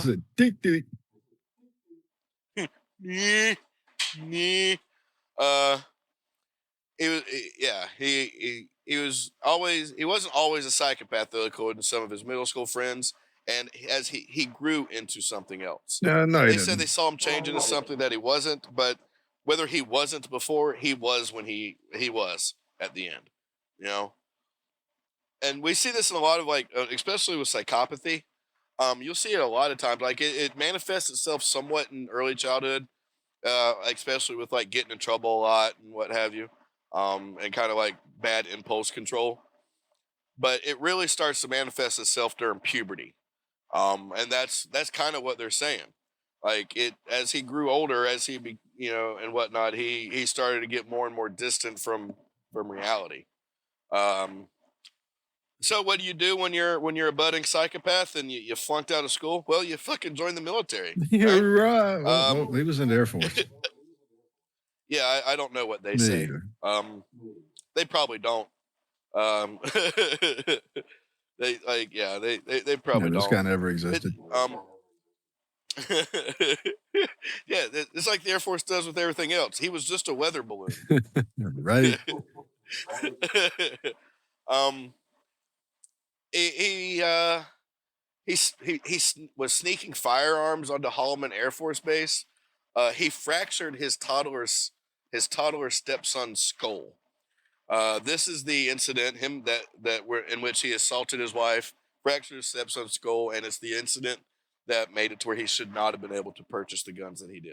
Yeah, he damn sure should have had a little bit more than what he got out of it, actually. He made he made death threats against his superior officers, which I was in the military. I had shitty superior officers. I can get that. Fracturing a toddler's skull? No. Death threats against superior military officers? Well, that's kind of why they're in the military, right? Yeah. They shouldn't be scared. You shouldn't be able to threaten them. Yeah, I thought we were under constant threat. Ever since 9/11, it hasn't gone below orange. So they're in constant threat of Well, death. these guys should be trained to the point where they actually feel that nobody should be able to threaten them or be in a position to cause them any kind of freaking harm. They're supposed to be our superior fighting force. Who the hell can threaten that? Right? So he gets admitted to a mental health facility by the military. Where he escapes. Fuck yeah, he does. He escapes. He escapes. They catch him. And I want to stop on that for a minute, right? I know this is already our longest minisode, and by the time we're done, it might actually be our longest episode. Yeah. But I mean, these two there's very little information about them, but they both bring up such important little things, little chinks in the system that the others we were not able to find. Now you're starting to see the problems in the system itself, right? These two should have been prevented multiple times, multiple ways, especially with the fucking gun laws that everybody's saying, anyhow. And how the fuck, not only did he escape from military custody, he escaped military custody at a mental hospital and he was on U.S. soil. Now, it ain't like Osama bin Laden, who escaped military custody into a cave in Afghanistan or wherever the fuck he ended up. This is a guy in Texas. No, New Mexico. Sorry. Yeah, this is a guy we've already got locked up. We already had him locked up. Mental health care plus military police, right? But he gets out. He gets caught 10 miles later at a bus stop. Again, not a bright move from not a bright person. The facility's director of military affairs said that he had stayed there for several weeks till he was brought to court-martial. While there, he expressed a desire to pay back his chain of command and had actually used computers there to order weapons and tactical gear to his P.O. box in San Antonio, Texas. So the dude's already planning something. He already has something in mind. Now, it isn't what he eventually worked into. And he's already shown a pattern of aggressive behavior, making threats. He's clearly a danger. And he was locked up. Yeah. And there's records of him being locked up. So not only do I think he should have never had the guns because of the laws against the domestic violence people being able to get guns, he shouldn't have had guns because he was clearly not mentally able to, he was not mentally sound. Clearly. Yeah, court-martial on assault for the wife, aggravated assault on the stepson, 2 charges of pointing a loaded gun at the wife, 2 counts of threatening his wife with an unloaded gun.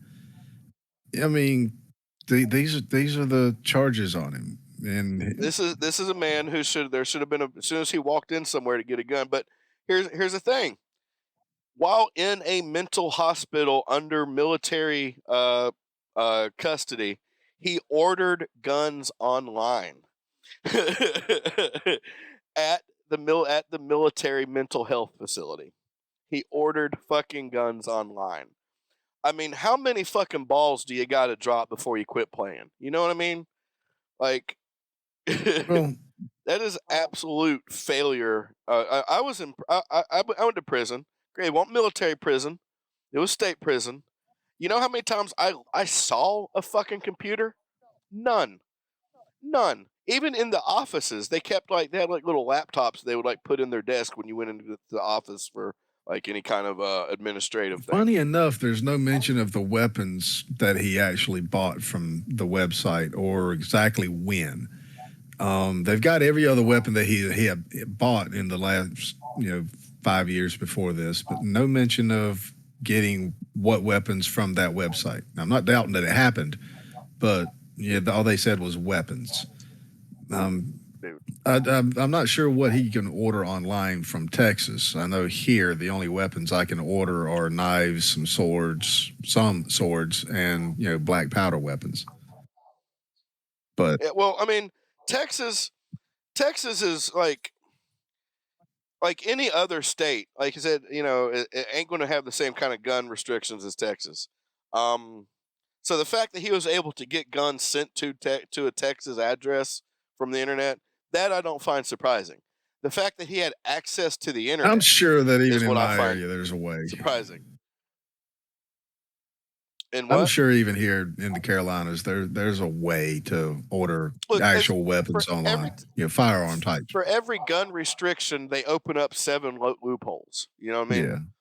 Like North Carolina, they got a real bad. There's a real bad problem with their gun shows, getting people guns that shouldn't have them. Well, private sales is the problem, not the gun shows. Yeah, and that's another kicker. That's another problem. There's no control. I've been to those gun shows and tried that loophole. It don't work. You actually have to go to the private sale that's happening in the trunk out in the parking lot. Right. Yeah. You talk to the guy that's running it, and you meet him later in the parking lot. He knows the guy. Just like we were selling those fireworks in Rhode Island. Like they come into the legal shop, but we could talk them out into the truck later, and it's the exact same thing. It's just instead of fireworks, these are firearms. I don't know what you're talking about. I'll tell you what, they can maybe the only other person involved is no longer with us, so fuck them, right? What are they going to do? They don't know what company. I don't even know what company. And we didn't actually sell any. We just we had the plan that maybe if somebody asked, we could work it out. I knew a guy. We never actually. We barely sold any fucking legitimate fireworks before we. They were shit. I spent more time, hooking up with randos on FetLife than I did fucking selling any fireworks. But yeah, I mean, the laws, they're there. We're not using them. I mean, this guy should have never had them. He was convicted of a violent crime, folks, and because the fucking military decided not to turn in some records.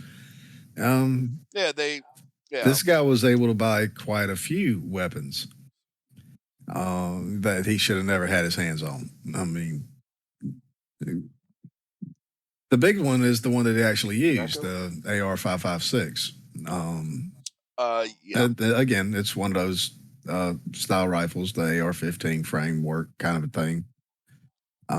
But yeah, he should have never had that, and he damn sure shouldn't have had all the pistols that he had. I mean, 1, 2, 3, 4, 5 pistols.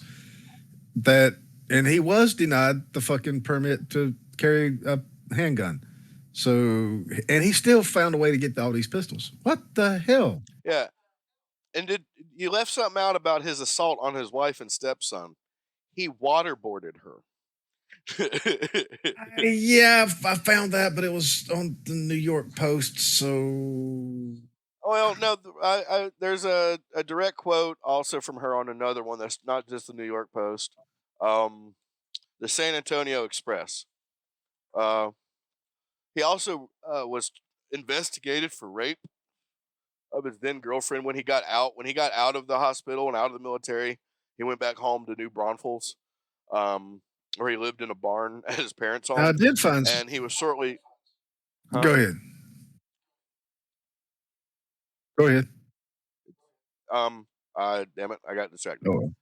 No, then, yeah, he was living in a barn, and he tried to apparently rape his girlfriend. But you know, the Texas Como County Sheriff's Office did not bring any charges against Kelley, and the case became inactive because she did not respond to 4 follow-up calls and messages. All right. The next year, he married his next girlfriend and moved into a mobile home in Colorado, where he was immediately charged for cruelty to animals after beating his malnourished husky. Yet again, mental instability, propensity to violence, criminal charges involved. He was given a deferred sentence for probation. So a conviction of a violent offense, right? Yep. A violent offense that shows a bit of a, you know, it could show a bit of a tendency towards psychopathy, right? To predatory behavior. Another red flag that should have stopped him from being able to get any guns and should have had the guns he had taken away. Now, this particular situation did finally get addressed because of this shooting. A bunch of, you know, Texas senators and, you know, congressmen and such got together, and, you know, they finally got a bill they called the Fix NICS Act.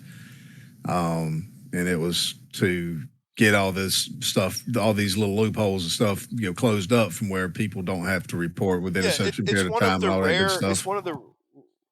It's one of the rare cases where you actually see politicians reaching across the aisle to address an actual problem. And the result was the Air Force turned over 4,000 outstanding records to the FBI that hadn't been filed. Yep. They prevented God knows how many more of them. Hopefully, anyway. You know what I mean? At least they made it less likely, because it's going to be harder for these motherfuckers to get guns now.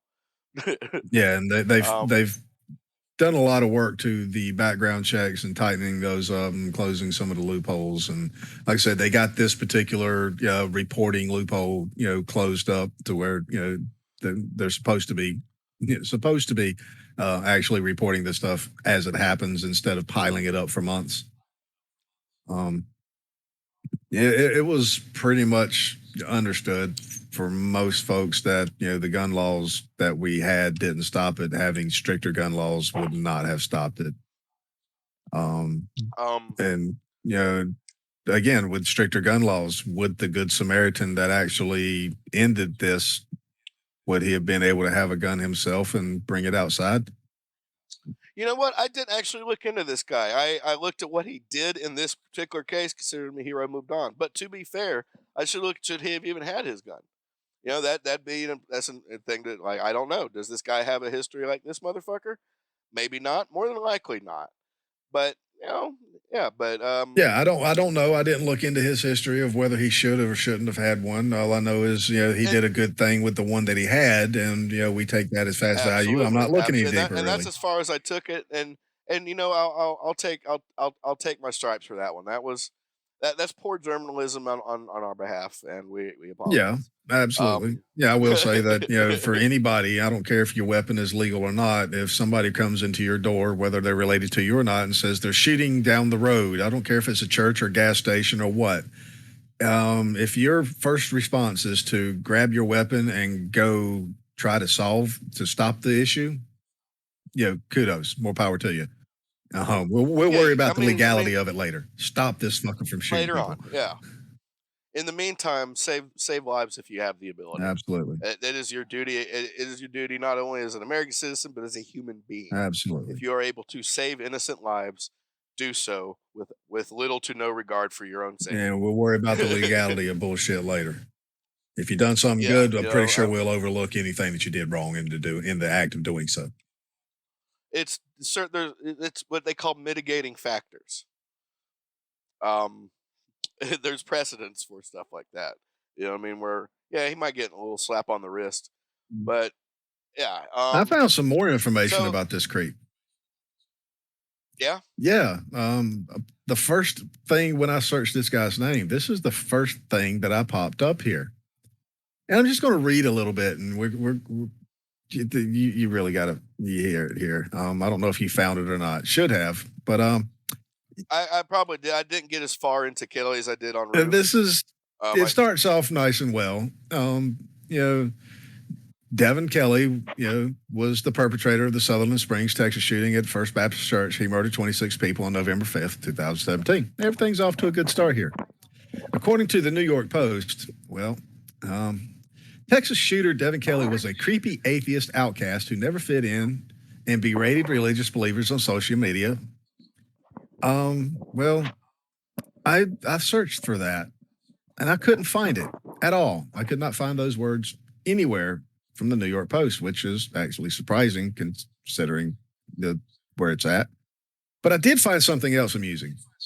And again, this is from the New York Post, so let's take it with a grain of salt, but I did look into it and it's got a grain of truth to it.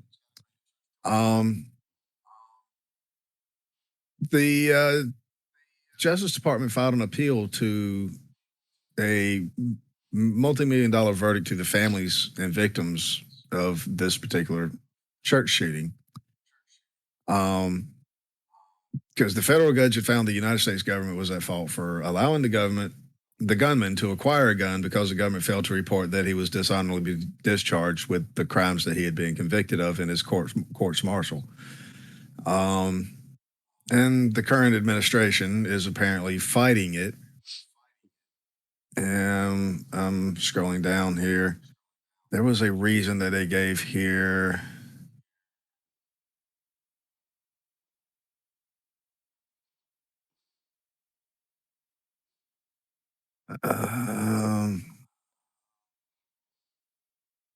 No, that was on a different thing. That was on the other page. That I don't have that one saved.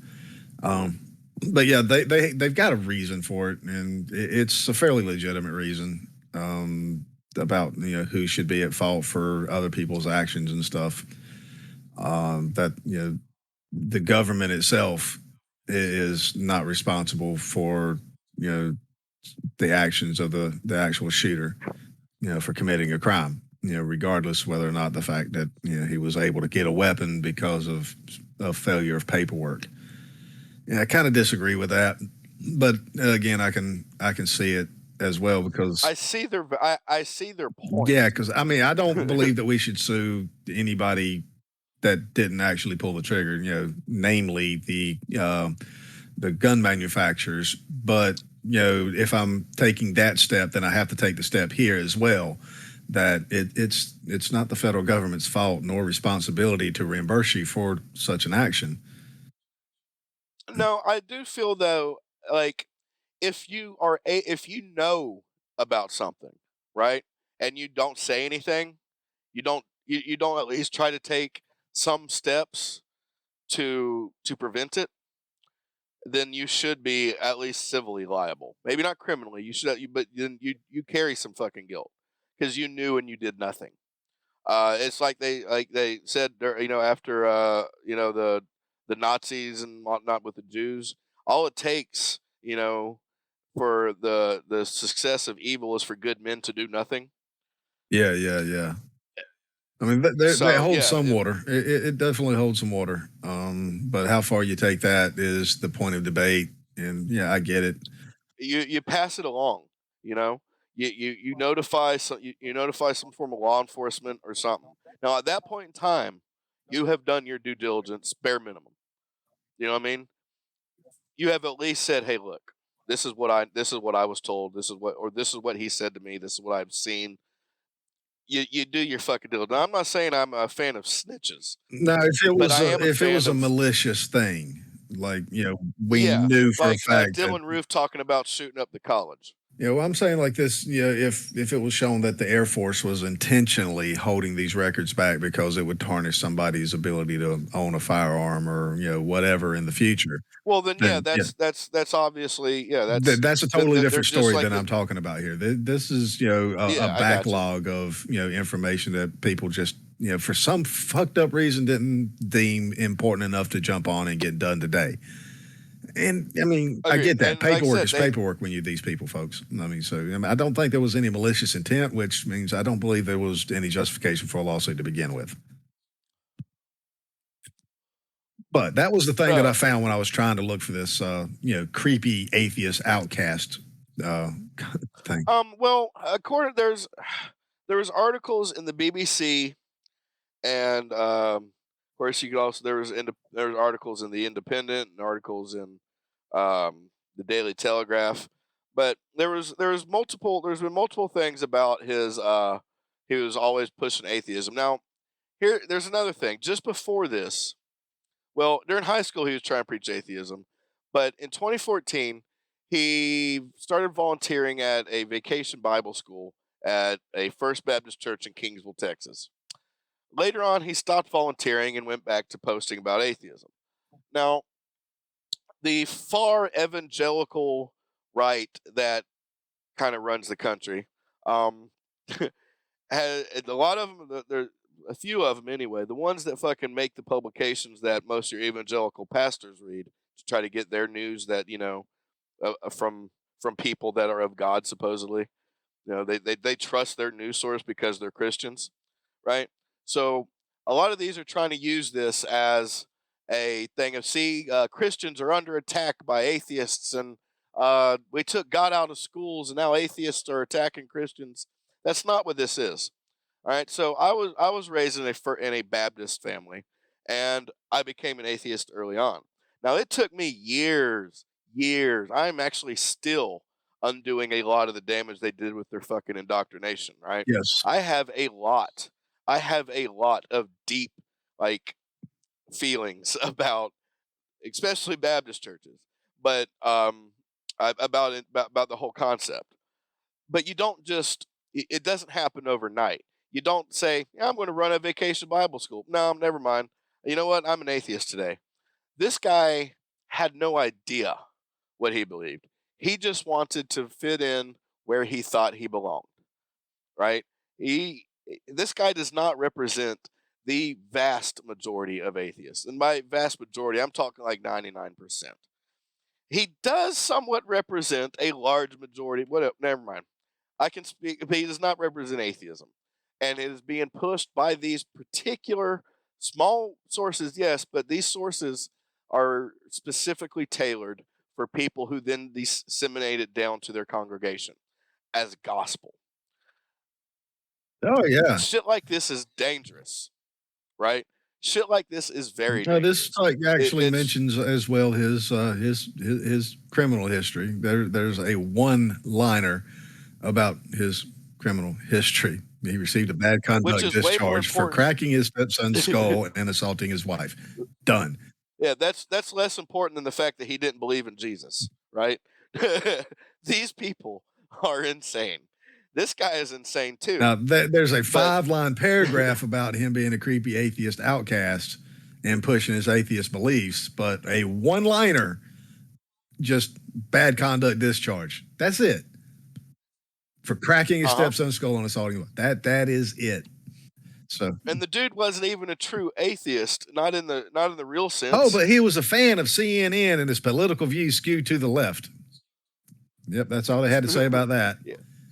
Yeah, because you got these far right evangelicals. I'm not talking about every Republican. I'm talking about far right evangelicals that are that are going to hop on that. It's finally we have a piece of shit on the left. Let's really focus on that. And the dude wasn't even really left. The dude was he wasn't anything but a fucking nut job. He was a piece of shit who had no respect for other not just people, but living beings. He had no value to life whatsoever. He valued nothing, not at all. Yeah. Any atheist beliefs, he didn't value them. He didn't attack this church for atheism. You know, He attacked this church mostly because he was just a fucking nut job who beats dogs and cracks toddlers' skulls. Theodore Beale would disagree with you when he was quoted to say, and let's not hear any more about how atheists are so persecuted in America or how amazingly moral they are when they are shooting schools and churches and universities. No wonder they are the most disturbed group in the country. You know why I will always say atheists are more moral than Christians? Because we choose to be moral without the threat of eternal damnation. Right. We decide as a human being that rape, murder, all this shit is wrong. We decided as human beings that those were wrong things to do to other human beings. We don't need the threat of God to keep us in Yeah, what line. happens when your This faith motherfucker- slips a little bit and you're not quite so sure about the reality of God? What happens to your morals then? Well, you end up in the desert following people like Charlie Manson, or fucking in Guyana following people like Jim Jones. Well, or Alex Jones. In extreme cases. But But that's where this type of shit leads. This whole argument of him being amoral leftist, amoral atheist liberal, no. oh, well, but No. according to was- the he National was an Catholic amoral- Register, here's what you don't want to admit: the guy was clearly an outcast and a loser. You're just not understanding that. But there are plenty of churches that would have done whatever they could to help him. How many atheist organizations out there maintain benevolence funds? Take the time to visit elderly folks. A lot. Can't A lot. or help abused women move to a safe location. No cop-outs by Well, he citing would have done organizations nothing to that help aren't an abused faith-based. woman. I'm talking about groups that are expressly atheist. A lot. The Satanic Temple. Now I know that sounds like a contradiction of terms that they call themselves Satanists, but they use the Satanism in a non-literal sense, right? Kind of in opposition to Christianity. There's this whole Christian, especially the evangelicals got this whole concept. If you're not one of us, then you're a Satanist. You're working for Satan. Well, they are the Church of Satan and the Satanic Temple are both expressly atheists. They do not believe in God or the devil, and they do a lot of humanitarian aid. And that's just two examples. There are a lot more, a whole lot more. And they don't, and like I said, I'm not saying there aren't good Christians that are helpful people. I'm not saying that I haven't received help from Christians. I'm not saying that Christians are bad people. I'm saying that these far right evangelicals are bad people, and I'm saying that atheists are just as capably in a good human being or a piece of shit as anyone else. Yeah, they're all They're no human. better or worse than any other human being until that human being has made a choice to become inhuman. Yeah, well, that's pretty much all this particular site had to say about the entire thing. Yeah. And folks, I get riled up about it. I'm sorry. This is one of my hot button issues. I need a trigger warning. See, now I have to smoke a whole nother joint. I mean, just when you start talking about who's evil and who's doing bad things for whatever beliefs, I mean, let's just remember the Crusades. Don't throw stones in a glass house. Let's remember the Crusades. They happened. We had 9 of them. He who was without sin. We've had 9 of them. Get over it. Yeah. I don't have to bring up the Crusades. I don't have to. It's the one thing they don't even want to talk about. And you know why? Because they finally had to concede, okay, we may have done some bad things there. Maybe some of that, maybe some of those burnings and mass hysterical witch hangings, maybe the slaughter and the ransacking of Jerusalem and The Inquisitions. maybe Jesus, maybe those were bads, right? Sure, you did it in the name of God, but did you really? There's a lot of shit that gets attributed to God that, well, there's plenty enough in the Bible that I could point out that, yeah, sure, he sucks. He's not a great God if you're going to pick one to worship. there's a lot of things that get attributed to him and Jesus that are not of him, that did not come from that. They're not even they're not biblically accurate at all. And yeah, so yeah, this guy was not part of some liberal atheist plot. That's a post I read. Yeah, so the closest thing to the actual truth is that I've got is he may have questioned God, and he may have had an argument with his mother, who was a patron of that church, and supposedly that is the reason he went to the church.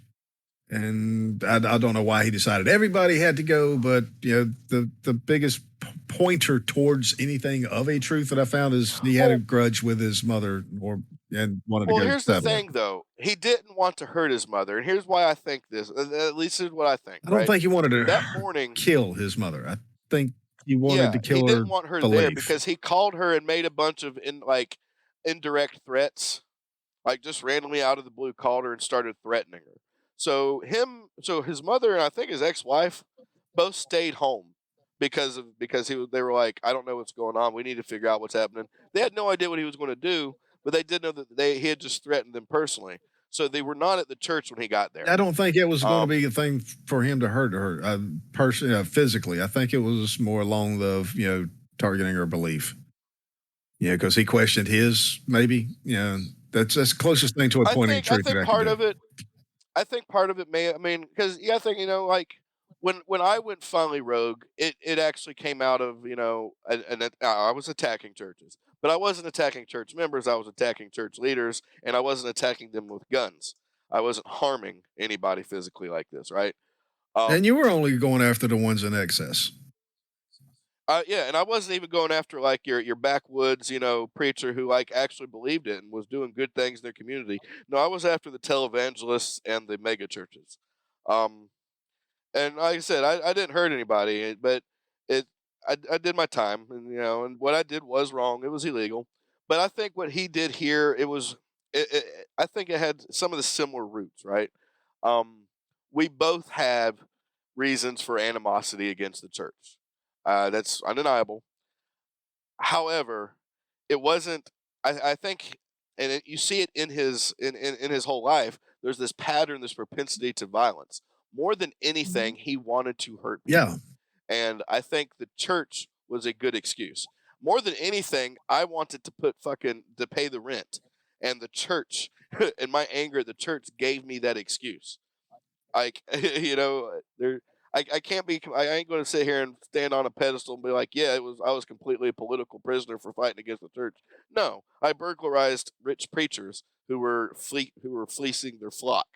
Yeah, I don't think you should have done it, but I understand.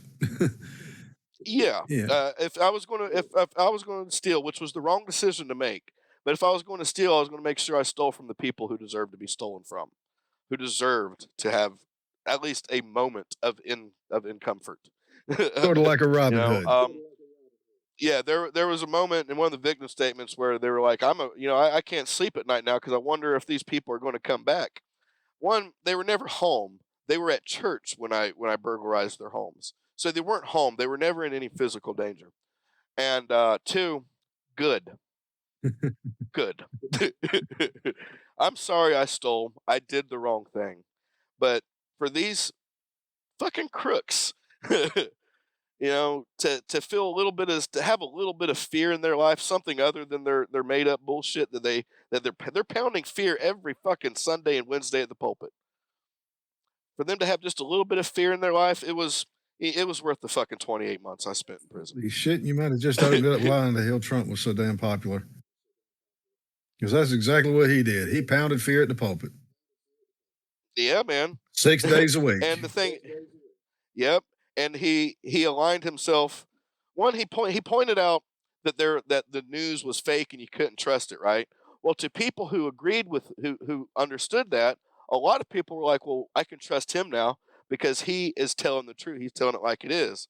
All he did was point you to different fake news, but he's gained you a little bit of he gained some trust with that. You know what I mean? And that's how that worked. He made everybody afraid. He made him feel like he was the only one they could trust. He ain't the only one who's done that. No. And no, I'm not going straight to Hitler. Like I'm not doing that.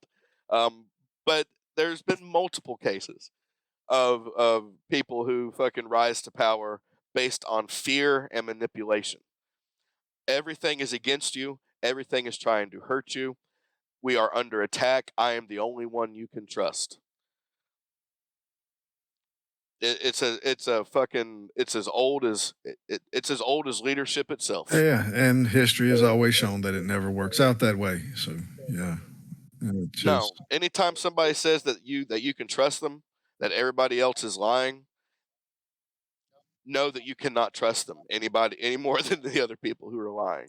The ones you can trust are the ones who aren't saying shit because everything has gone to fucking shit. So anybody that thinks that the guys, like, back in the 1770s, didn't have the foreknowledge to, or the mental capacity to see something like that, just think stuff's been happening all throughout human history, and somebody wrote a piece of paper that might have a way to stop it. They tried to prevent it. It's working so well that from some perspectives, they are trying to eliminate it. Well, that's the thing, though, man. According to the Constitution, you have a lot of rights against the government. In fact, the government is constantly, they should basically be groveling for you. Yes. It is of the people, by the people, controlled by the people, and the people can pick up their guns and kill everybody in the fucking government at any time, according to the fucking Constitution. You can just slaughter them all. Hell, was it who was it that said it was one of the founding fathers, the tree of liberty must be refreshed from time to time with the blood of patriots. Timothy McVeigh also said that. No, I'm not allocating we go out and fucking start a civil war, but I'm simply saying that we had the fucking power. At one point, we had the power to do it. The Second Amendment is part of why we had that fucking power. But now that power is gone. You can't stand up and fight the government. Who are you going to fight? Who are you going to shoot? You can't fight back the cops. You can't even defend yourself against fucking cops. You can't fight back the feds. You can't defend yourself against the feds if you're under attack. Yeah, remember they use the term war, and they are definitely militarizing every aspect of the government arms. The recognized militia is armed to the teeth. The police is damn near a third militia, organized and trained. Like I said, they've already said they're at war. And it seems like we're the ones that are at war with. And every time they get a little bit more power, we've lost a little bit. So the balance is definitely tipped into their favor. And it's all because we compromise. It's always a one-sided compromise to fear. Exactly. We always compromise to fear. We let both sides use fear to do it. And now we can't do anything about it. When we had the ability to not be fearful. And now the government should live in fear of its people, but now we live in constant fear of it. No matter what side you're on, you're afraid of them motherfuckers. I will never say that violence is the answer. Violence. Now, I believe there are many roads to try first. There's an argument to the proper application of violence and all that stuff. And I'm like, yeah, there would be no American nation if it was not for violent revolts. Violence does solve problems. If you apply enough of it in the proper place, violence will solve a problem. And it's pretty damn good at it. But it's not the way you're supposed to go about it. The capability of violence should be enough to deter somebody else from trying to control you and yours. That's how us and Russia didn't blow up the entire fucking world. It was each other's capacity, mutually assured destruction. We no longer even have mutually assured destruction. We're the only ones that will be destroyed if we try. Yeah, I want a peaceful nation. I do not want a harmless nation. If you have the capability for violence and you're choosing not to use it, which should be the choice for everybody, but the capability of violence in your hand or in your possession or in your wheelhouse, however you want to say that, and you're choosing not to use it, then you are a peaceful person. And a peaceful person has nothing to fear. if you have no ability to defend yourself, if you have no tools to help you in a bad situation, you're not peaceful. You're harmless. And you're just inviting everybody to walk all over top of you and take everything you have. Don't be helpless. Don't be harmless. Be peaceful.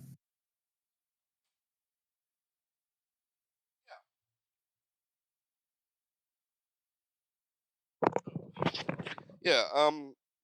Like it's, and like I said, and just because there's certain people who shouldn't be able to shouldn't be able not defend themselves, but shouldn't be able to have weapons, then in order to keep everybody safe, they should be able to depend on the person next to them to keep them safe. We're keeping them harmless so that innocent people aren't killed. Do your duty. Just take care of each other. You know what I mean? Fucking treat each other decently. Treat each other with respect. You know, and even if you don't listen to them, don't sit there and just don't let people kill other people just wantonly. Absolutely. You know, And even for those of us on our side of the aisle, just because we are limited in the particular types of weapons we can possess because of our historical fuck ups in our own lives. You still don't have to be harmless or helpless. There are other ways to defend yourself and be in the ability to defend others. Be it with hand-to-hand combat, you can do is know anything like that. Yeah, if you're like with me, I'm a felon. I can't have a gun. I'm also the type of I probably shouldn't have one. You know what I mean? And I recognize that. Now, what I do have though is I know the law. I know my rights. I know what can and cannot be. I know that ultimately, at the end of the day, I'm powerless to do anything. To really stop them. But and I have knives and whatnot. I know how to fight. If somebody's attacking me, I can fight.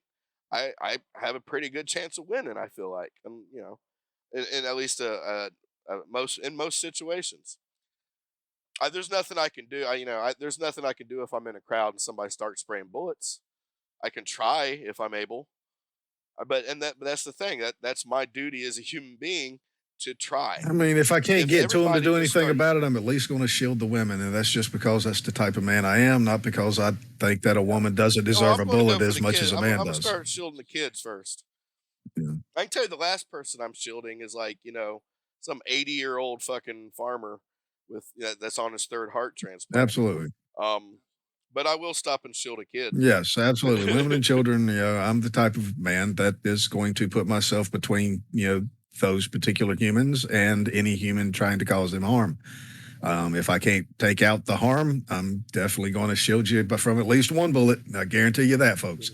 And it's not, like I said, it's not because I don't think that a woman has the right to take a bullet just as much as a man. It's just I'm going to make sure I take the first one. I'm greedy. Sorry. Sue me. Yeah, well, I don't think anybody's gonna be mad at you for that one. Who knows? They'll probably be more mad at me. I'm probably gonna get all the hate mail for this episode. I don't know. I've got some strange looks just for trying to open the door, man. I'd hate to see what I did if I got in the way of a bullet and somebody, some woman thought they deserved it more than I did. Yeah, I remember when we were in Rhode Island. I held the door open for a woman in Rhode Island, and she wasn't a Rhode Island resident. She was from New York. But she looked at me like I was fucking insane. And it really threw me. Like, I expect either a thank you or a nod or even just an indifferent pass by me. Yeah, but to look at me like I'm a piece of shit. Yeah. What, you think I can't open a fucking door? No, but I already had the door open. I just held it for you. Yeah, well, 2 I seconds. don't think you deserve to have to open a door. No, I didn't do it because if I was expected to do it, if I had to do it, I wouldn't. I did it because I felt like it's a nice thing to do. What is 2 seconds of your life to make somebody else's day a little bit easier? Shit. That was my thought. It had nothing to do with factories. Well, I'd have held it open for a man too. Do it all the time. Yeah, but for a woman, I'll take that extra quick step to get to the door first if I'm not already going through it and holding it. Well, are you one of those people though that will like hold a door open for somebody who's all the way across the parking lot near about and make them get into this like awkward like exercise routine? No. to get to the door? No, if you're not within 10 feet of the 'Cause those door, Those people piss me off more than people who don't open the door for me. You know. I mean, on that side, yeah. I'm more on the ecology side. You know, the environmentalist. Yeah, the fucking air conditions on in here. We're not paying the air AC the outside, motherfucker. Come on. Yeah, I mean, and don't make people run. No, I'm not going to make you run. You know, Dan Cummins actually did a good bit about that very situation. If but, you were in a hurry, you would have uh, already been running. And if I see you running for the door, I'll hold it. But if you ain't in a hurry, fuck you. You'll open it when you get here. You know, but for a woman, I'll make sure I get to the door first, and I will stand there and wait. And when she gets to the door, I'll open it for her. Yeah, I don't know. I'm weird like that. Yeah, but so enough talking about the piece of shit. Let's talk about Stephen Williford. Stephen Williford. Yeah, the former firearms instructor. I just found that out. Who fired upon and injured the shooter? Ah, that's his name. Yeah. Yep, Stephen Williford.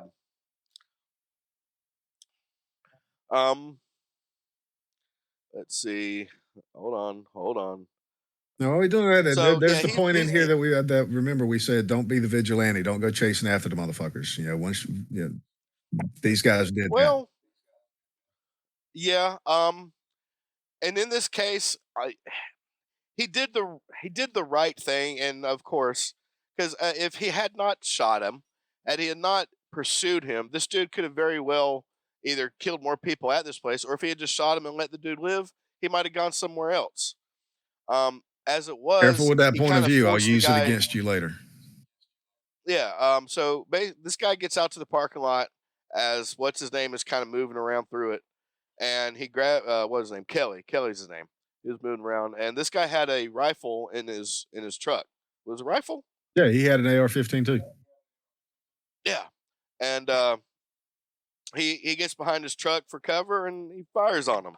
He hit him, like he actually hit him a good shot. It went in the sweet spot, right where the fucking body armor couldn't protect him anymore. Yeah.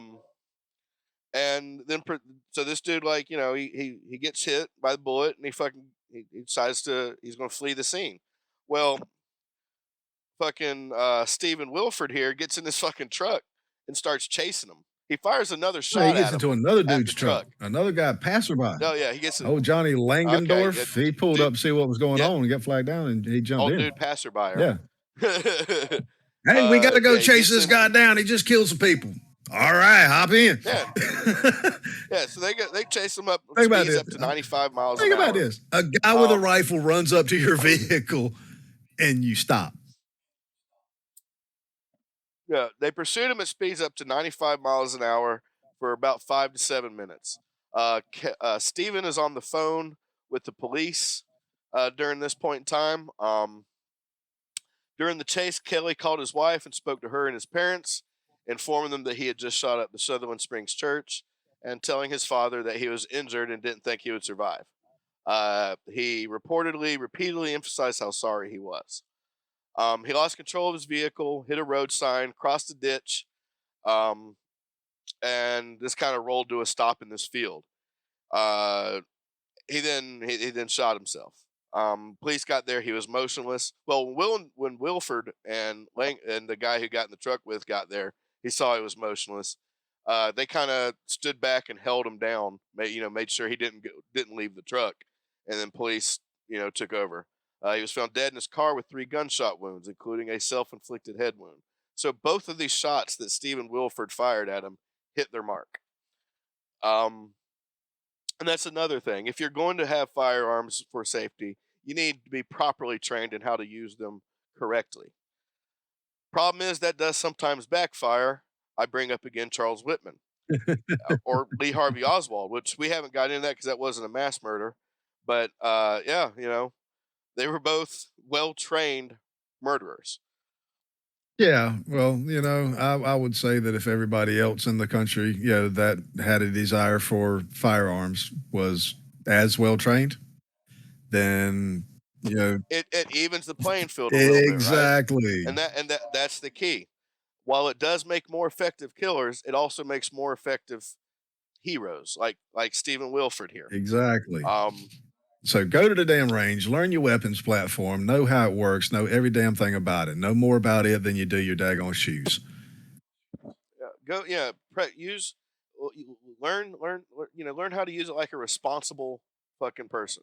You know what I mean?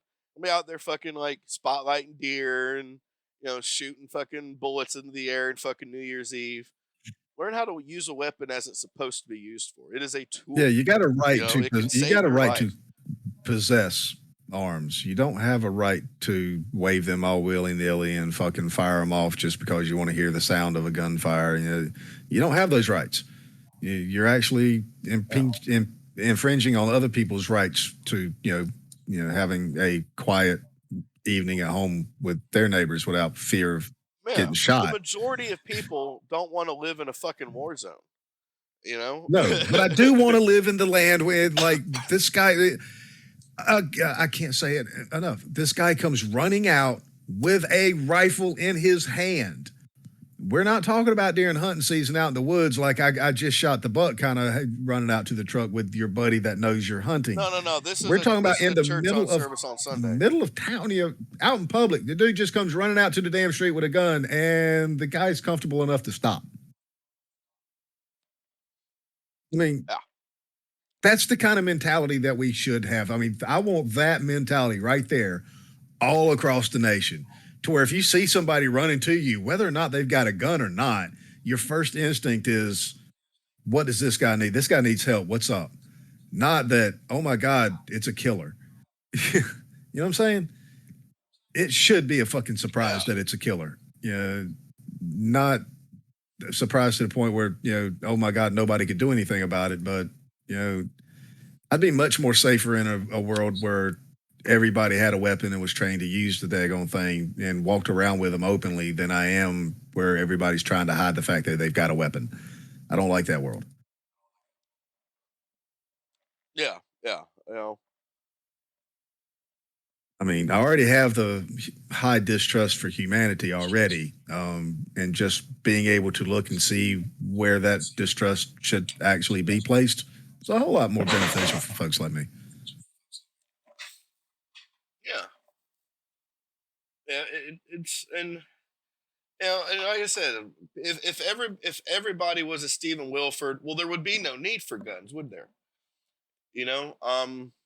Well, I would love to think that, but no, there's always that need because Well, that's the thing. Everybody would probably still have them because you want to maintain that line there, but that's the thing though. When there's also this whole push of everybody should carry a gun. Well, no, because that's the wrong way too, because not everybody's Stephen Wilford. You know what I'm saying? Yeah, I ain't saying everybody should carry a gun. I'd love to live in a world that's where an everybody argument did. I have heard often. In fact, there are towns and entire states have discussed it, but there are towns now where every citizen is like required to have a firearm, and it's like, hold on a second, though. Hold on a second. Before we do all that, are they Stephen Wilford? Are they people like Stephen Wilford? Do they know how to use the guns properly? Are they of sound fucking mind? You know what I mean? A militia. Have they exhibited violence? Now, a militia is required by law to have, well, at least minimum one working musket or flintlock, 14 balls, and a pound and a half of powder. At minimum, there's no maximum amount that they could have, but that is the bare minimum for anyone in the militia in the United States. And considering anybody over the age of 17 is considered militia, even though it's been reorganized into the unorganized militia and the organized militia, you're still part of the militia if you're over 17. So by law, requiring them to have something, it kind of stinks. Well, no, that requires there to be a militia. And Congress has already covered that. They've actually got the Militia Act. They've redefined and hashed it out. That point settled. We have a militia.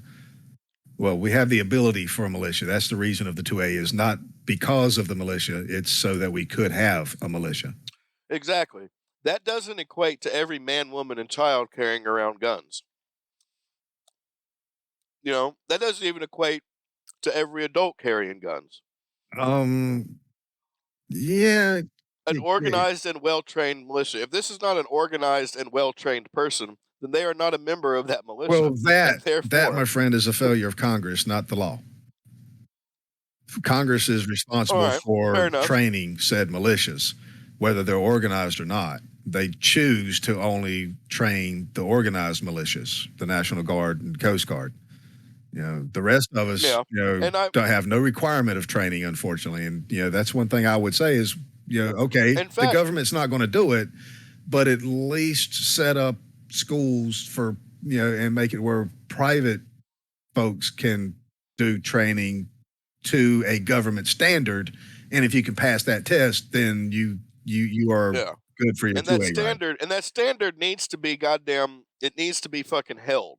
Let's say it would be the military proficiency for firearm, whatever firearm you're on. Like they have a rating for just your handgun, your rifle, heavy machine gun, fucking grenade launcher. For every weapon system, they've got a training program you have to fucking certify home before you're going to be allowed to play with it. Well, in the military, there's more soldiers in the military at war, have better training, are more qualified to carry guns and to do soldier shit than, say, I don't know, your local town police department, right? Absolutely. They actually have better training, held to a higher standard than the police. The police are not held to the same standard of training. Absolutely. Agree. 100%. That's one of the arguments against people there being like a militia. And I was like, well, we already have the police. No. What you have is a bunch of jumpy, untrained, basic people, some of whom have no business with carrying guns either. They're not held to any kind of training like that. And I think you're right. You should be well trained in it. You should be thoroughly checked out. Any sign of slippage for your safety and all the safety and people around you safety, you should temporarily have your guns taken. I think. Yeah, you have to recertify. You start to see signs of slippage. Like, hold a second, we need to work on this. And until you pass this, and it needs to be a high bar, not an impossibly high bar, of course, but we have all these examples of how the bar is way too fucking low. I agree with. And I like to say, folks, if I haven't made it perfectly clear already in the last several, almost every episode, I am a 2A rights advocate. I believe that everybody should, and what's the daggone term for when people take the Constitution absolutely literal? Originalist. I have no idea. Yeah, originalist. I have an originalist, view of the Second Amendment, and so that we can have a militia, our rights to firearms, our rights to bear arms, and it's arms. I've looked up the definition several times. It's arms, which is weapons that are capable of destruction, plain and simple. The very example is bear arms to carry firearms. So it's an example in plain English, which is what they used to write the Constitution to begin with. Shall not be infringed. More or less. Shall not be infringed. Now, these are words that were in use for thousands of years before they wrote it, so everybody knew what the words meant when they were written. So I actually believe that people like myself, if I have the funds and the necessary training, should actually be able to purchase a fucking M1 Abrams tank and park it in my fucking backyard just in case the government tries to come take my shit. But I don't think that anybody should just be able to go buy a tank for the fucking hell of it. No. No.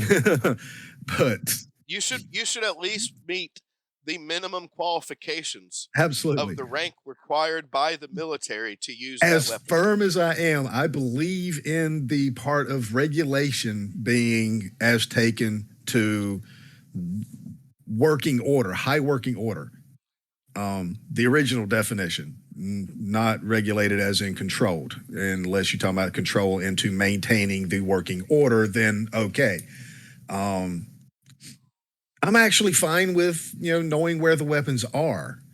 the whole registry thing. I don't really love it, but I mean, if you've got them, what can they do about it? Even if they know where it's at. Okay, they know where you lived when you bought it.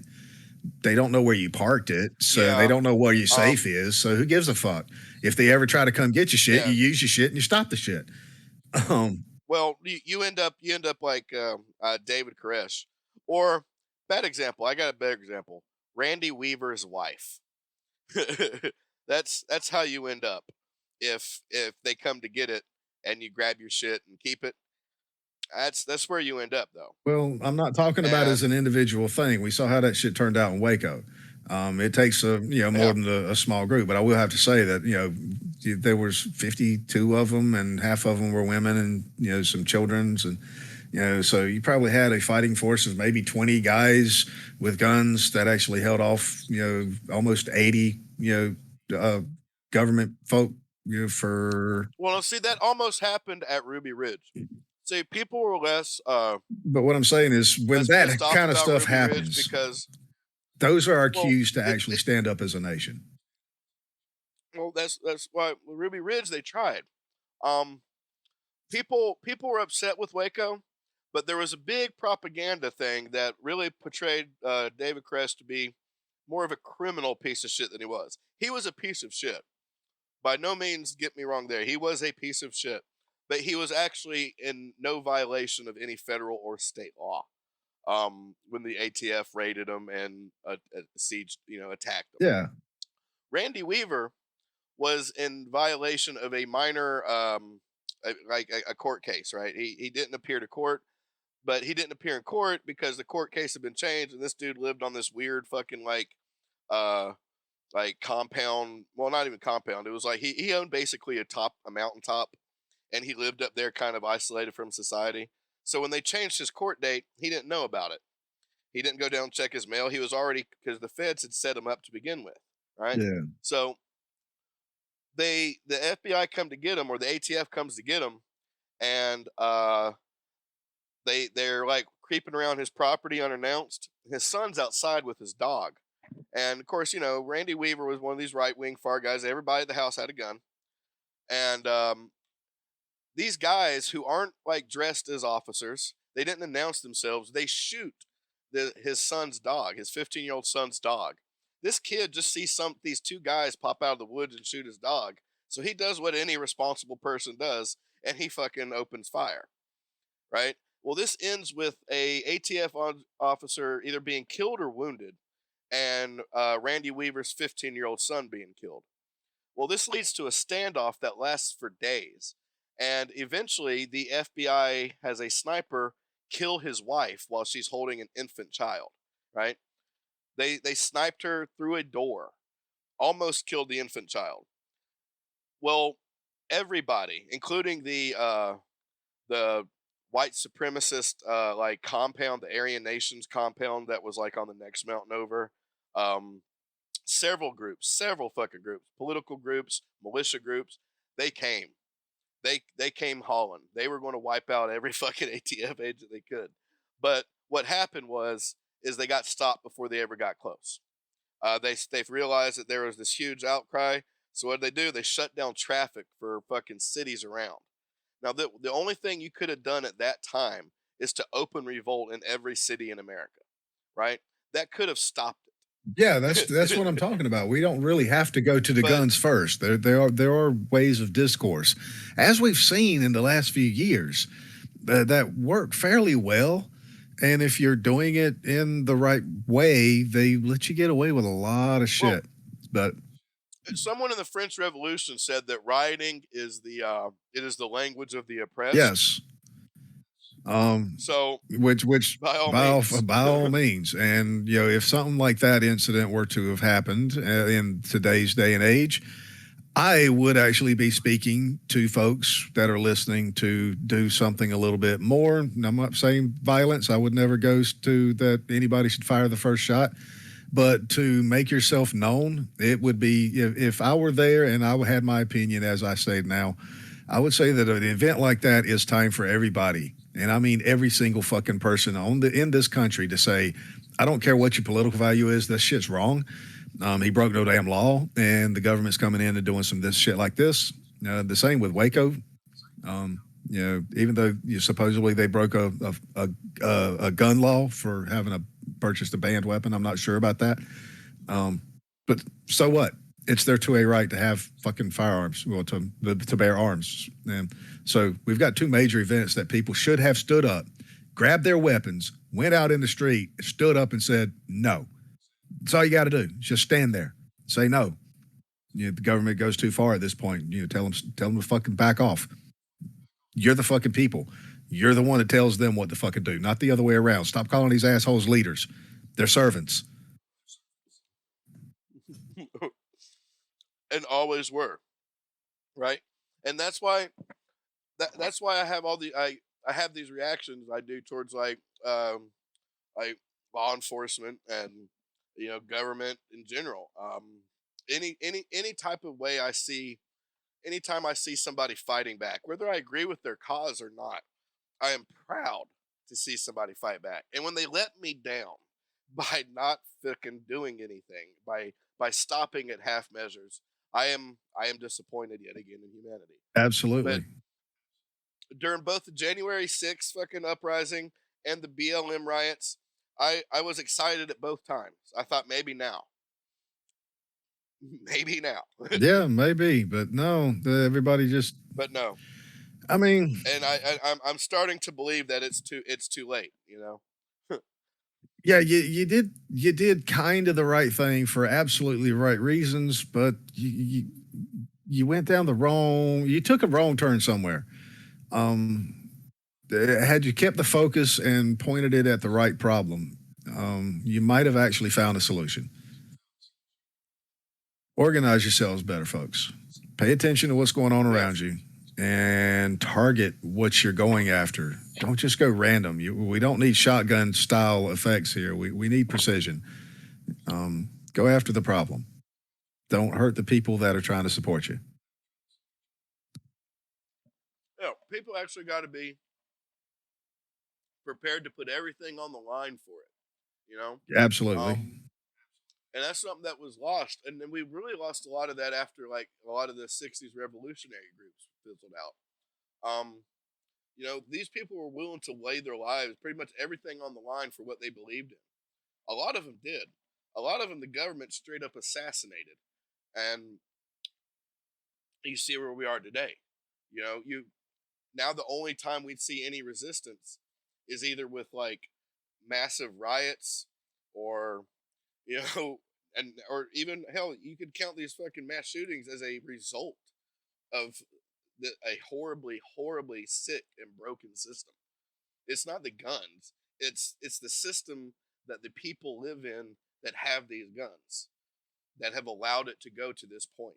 Absolutely. I agree with 100% on that, which is definitely going to be one of the many, many pieces of the puzzle that we've got to outhash here. We've been talking about this, and it's got to be said, and some of this stuff is not going to make it into the main thing, so which is kind of why we're allowing this tangent to go a bit. It's all part of one big picture, folks. We are at 3 hours. It's all part of one big picture, and it all needs to be said. There's way too much to say.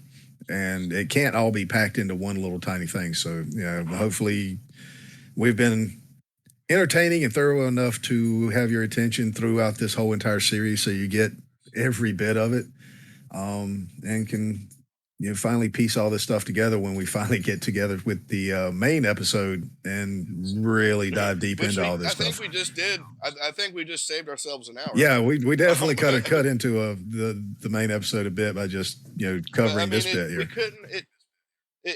We couldn't really not talk about it, Absolutely. And apparently I've been screaming about mass shootings in my sleep. I have a tendency to talk in my sleep, and especially when I'm kind of stressed out or not feeling well. When I had COVID, I actually sang in my sleep.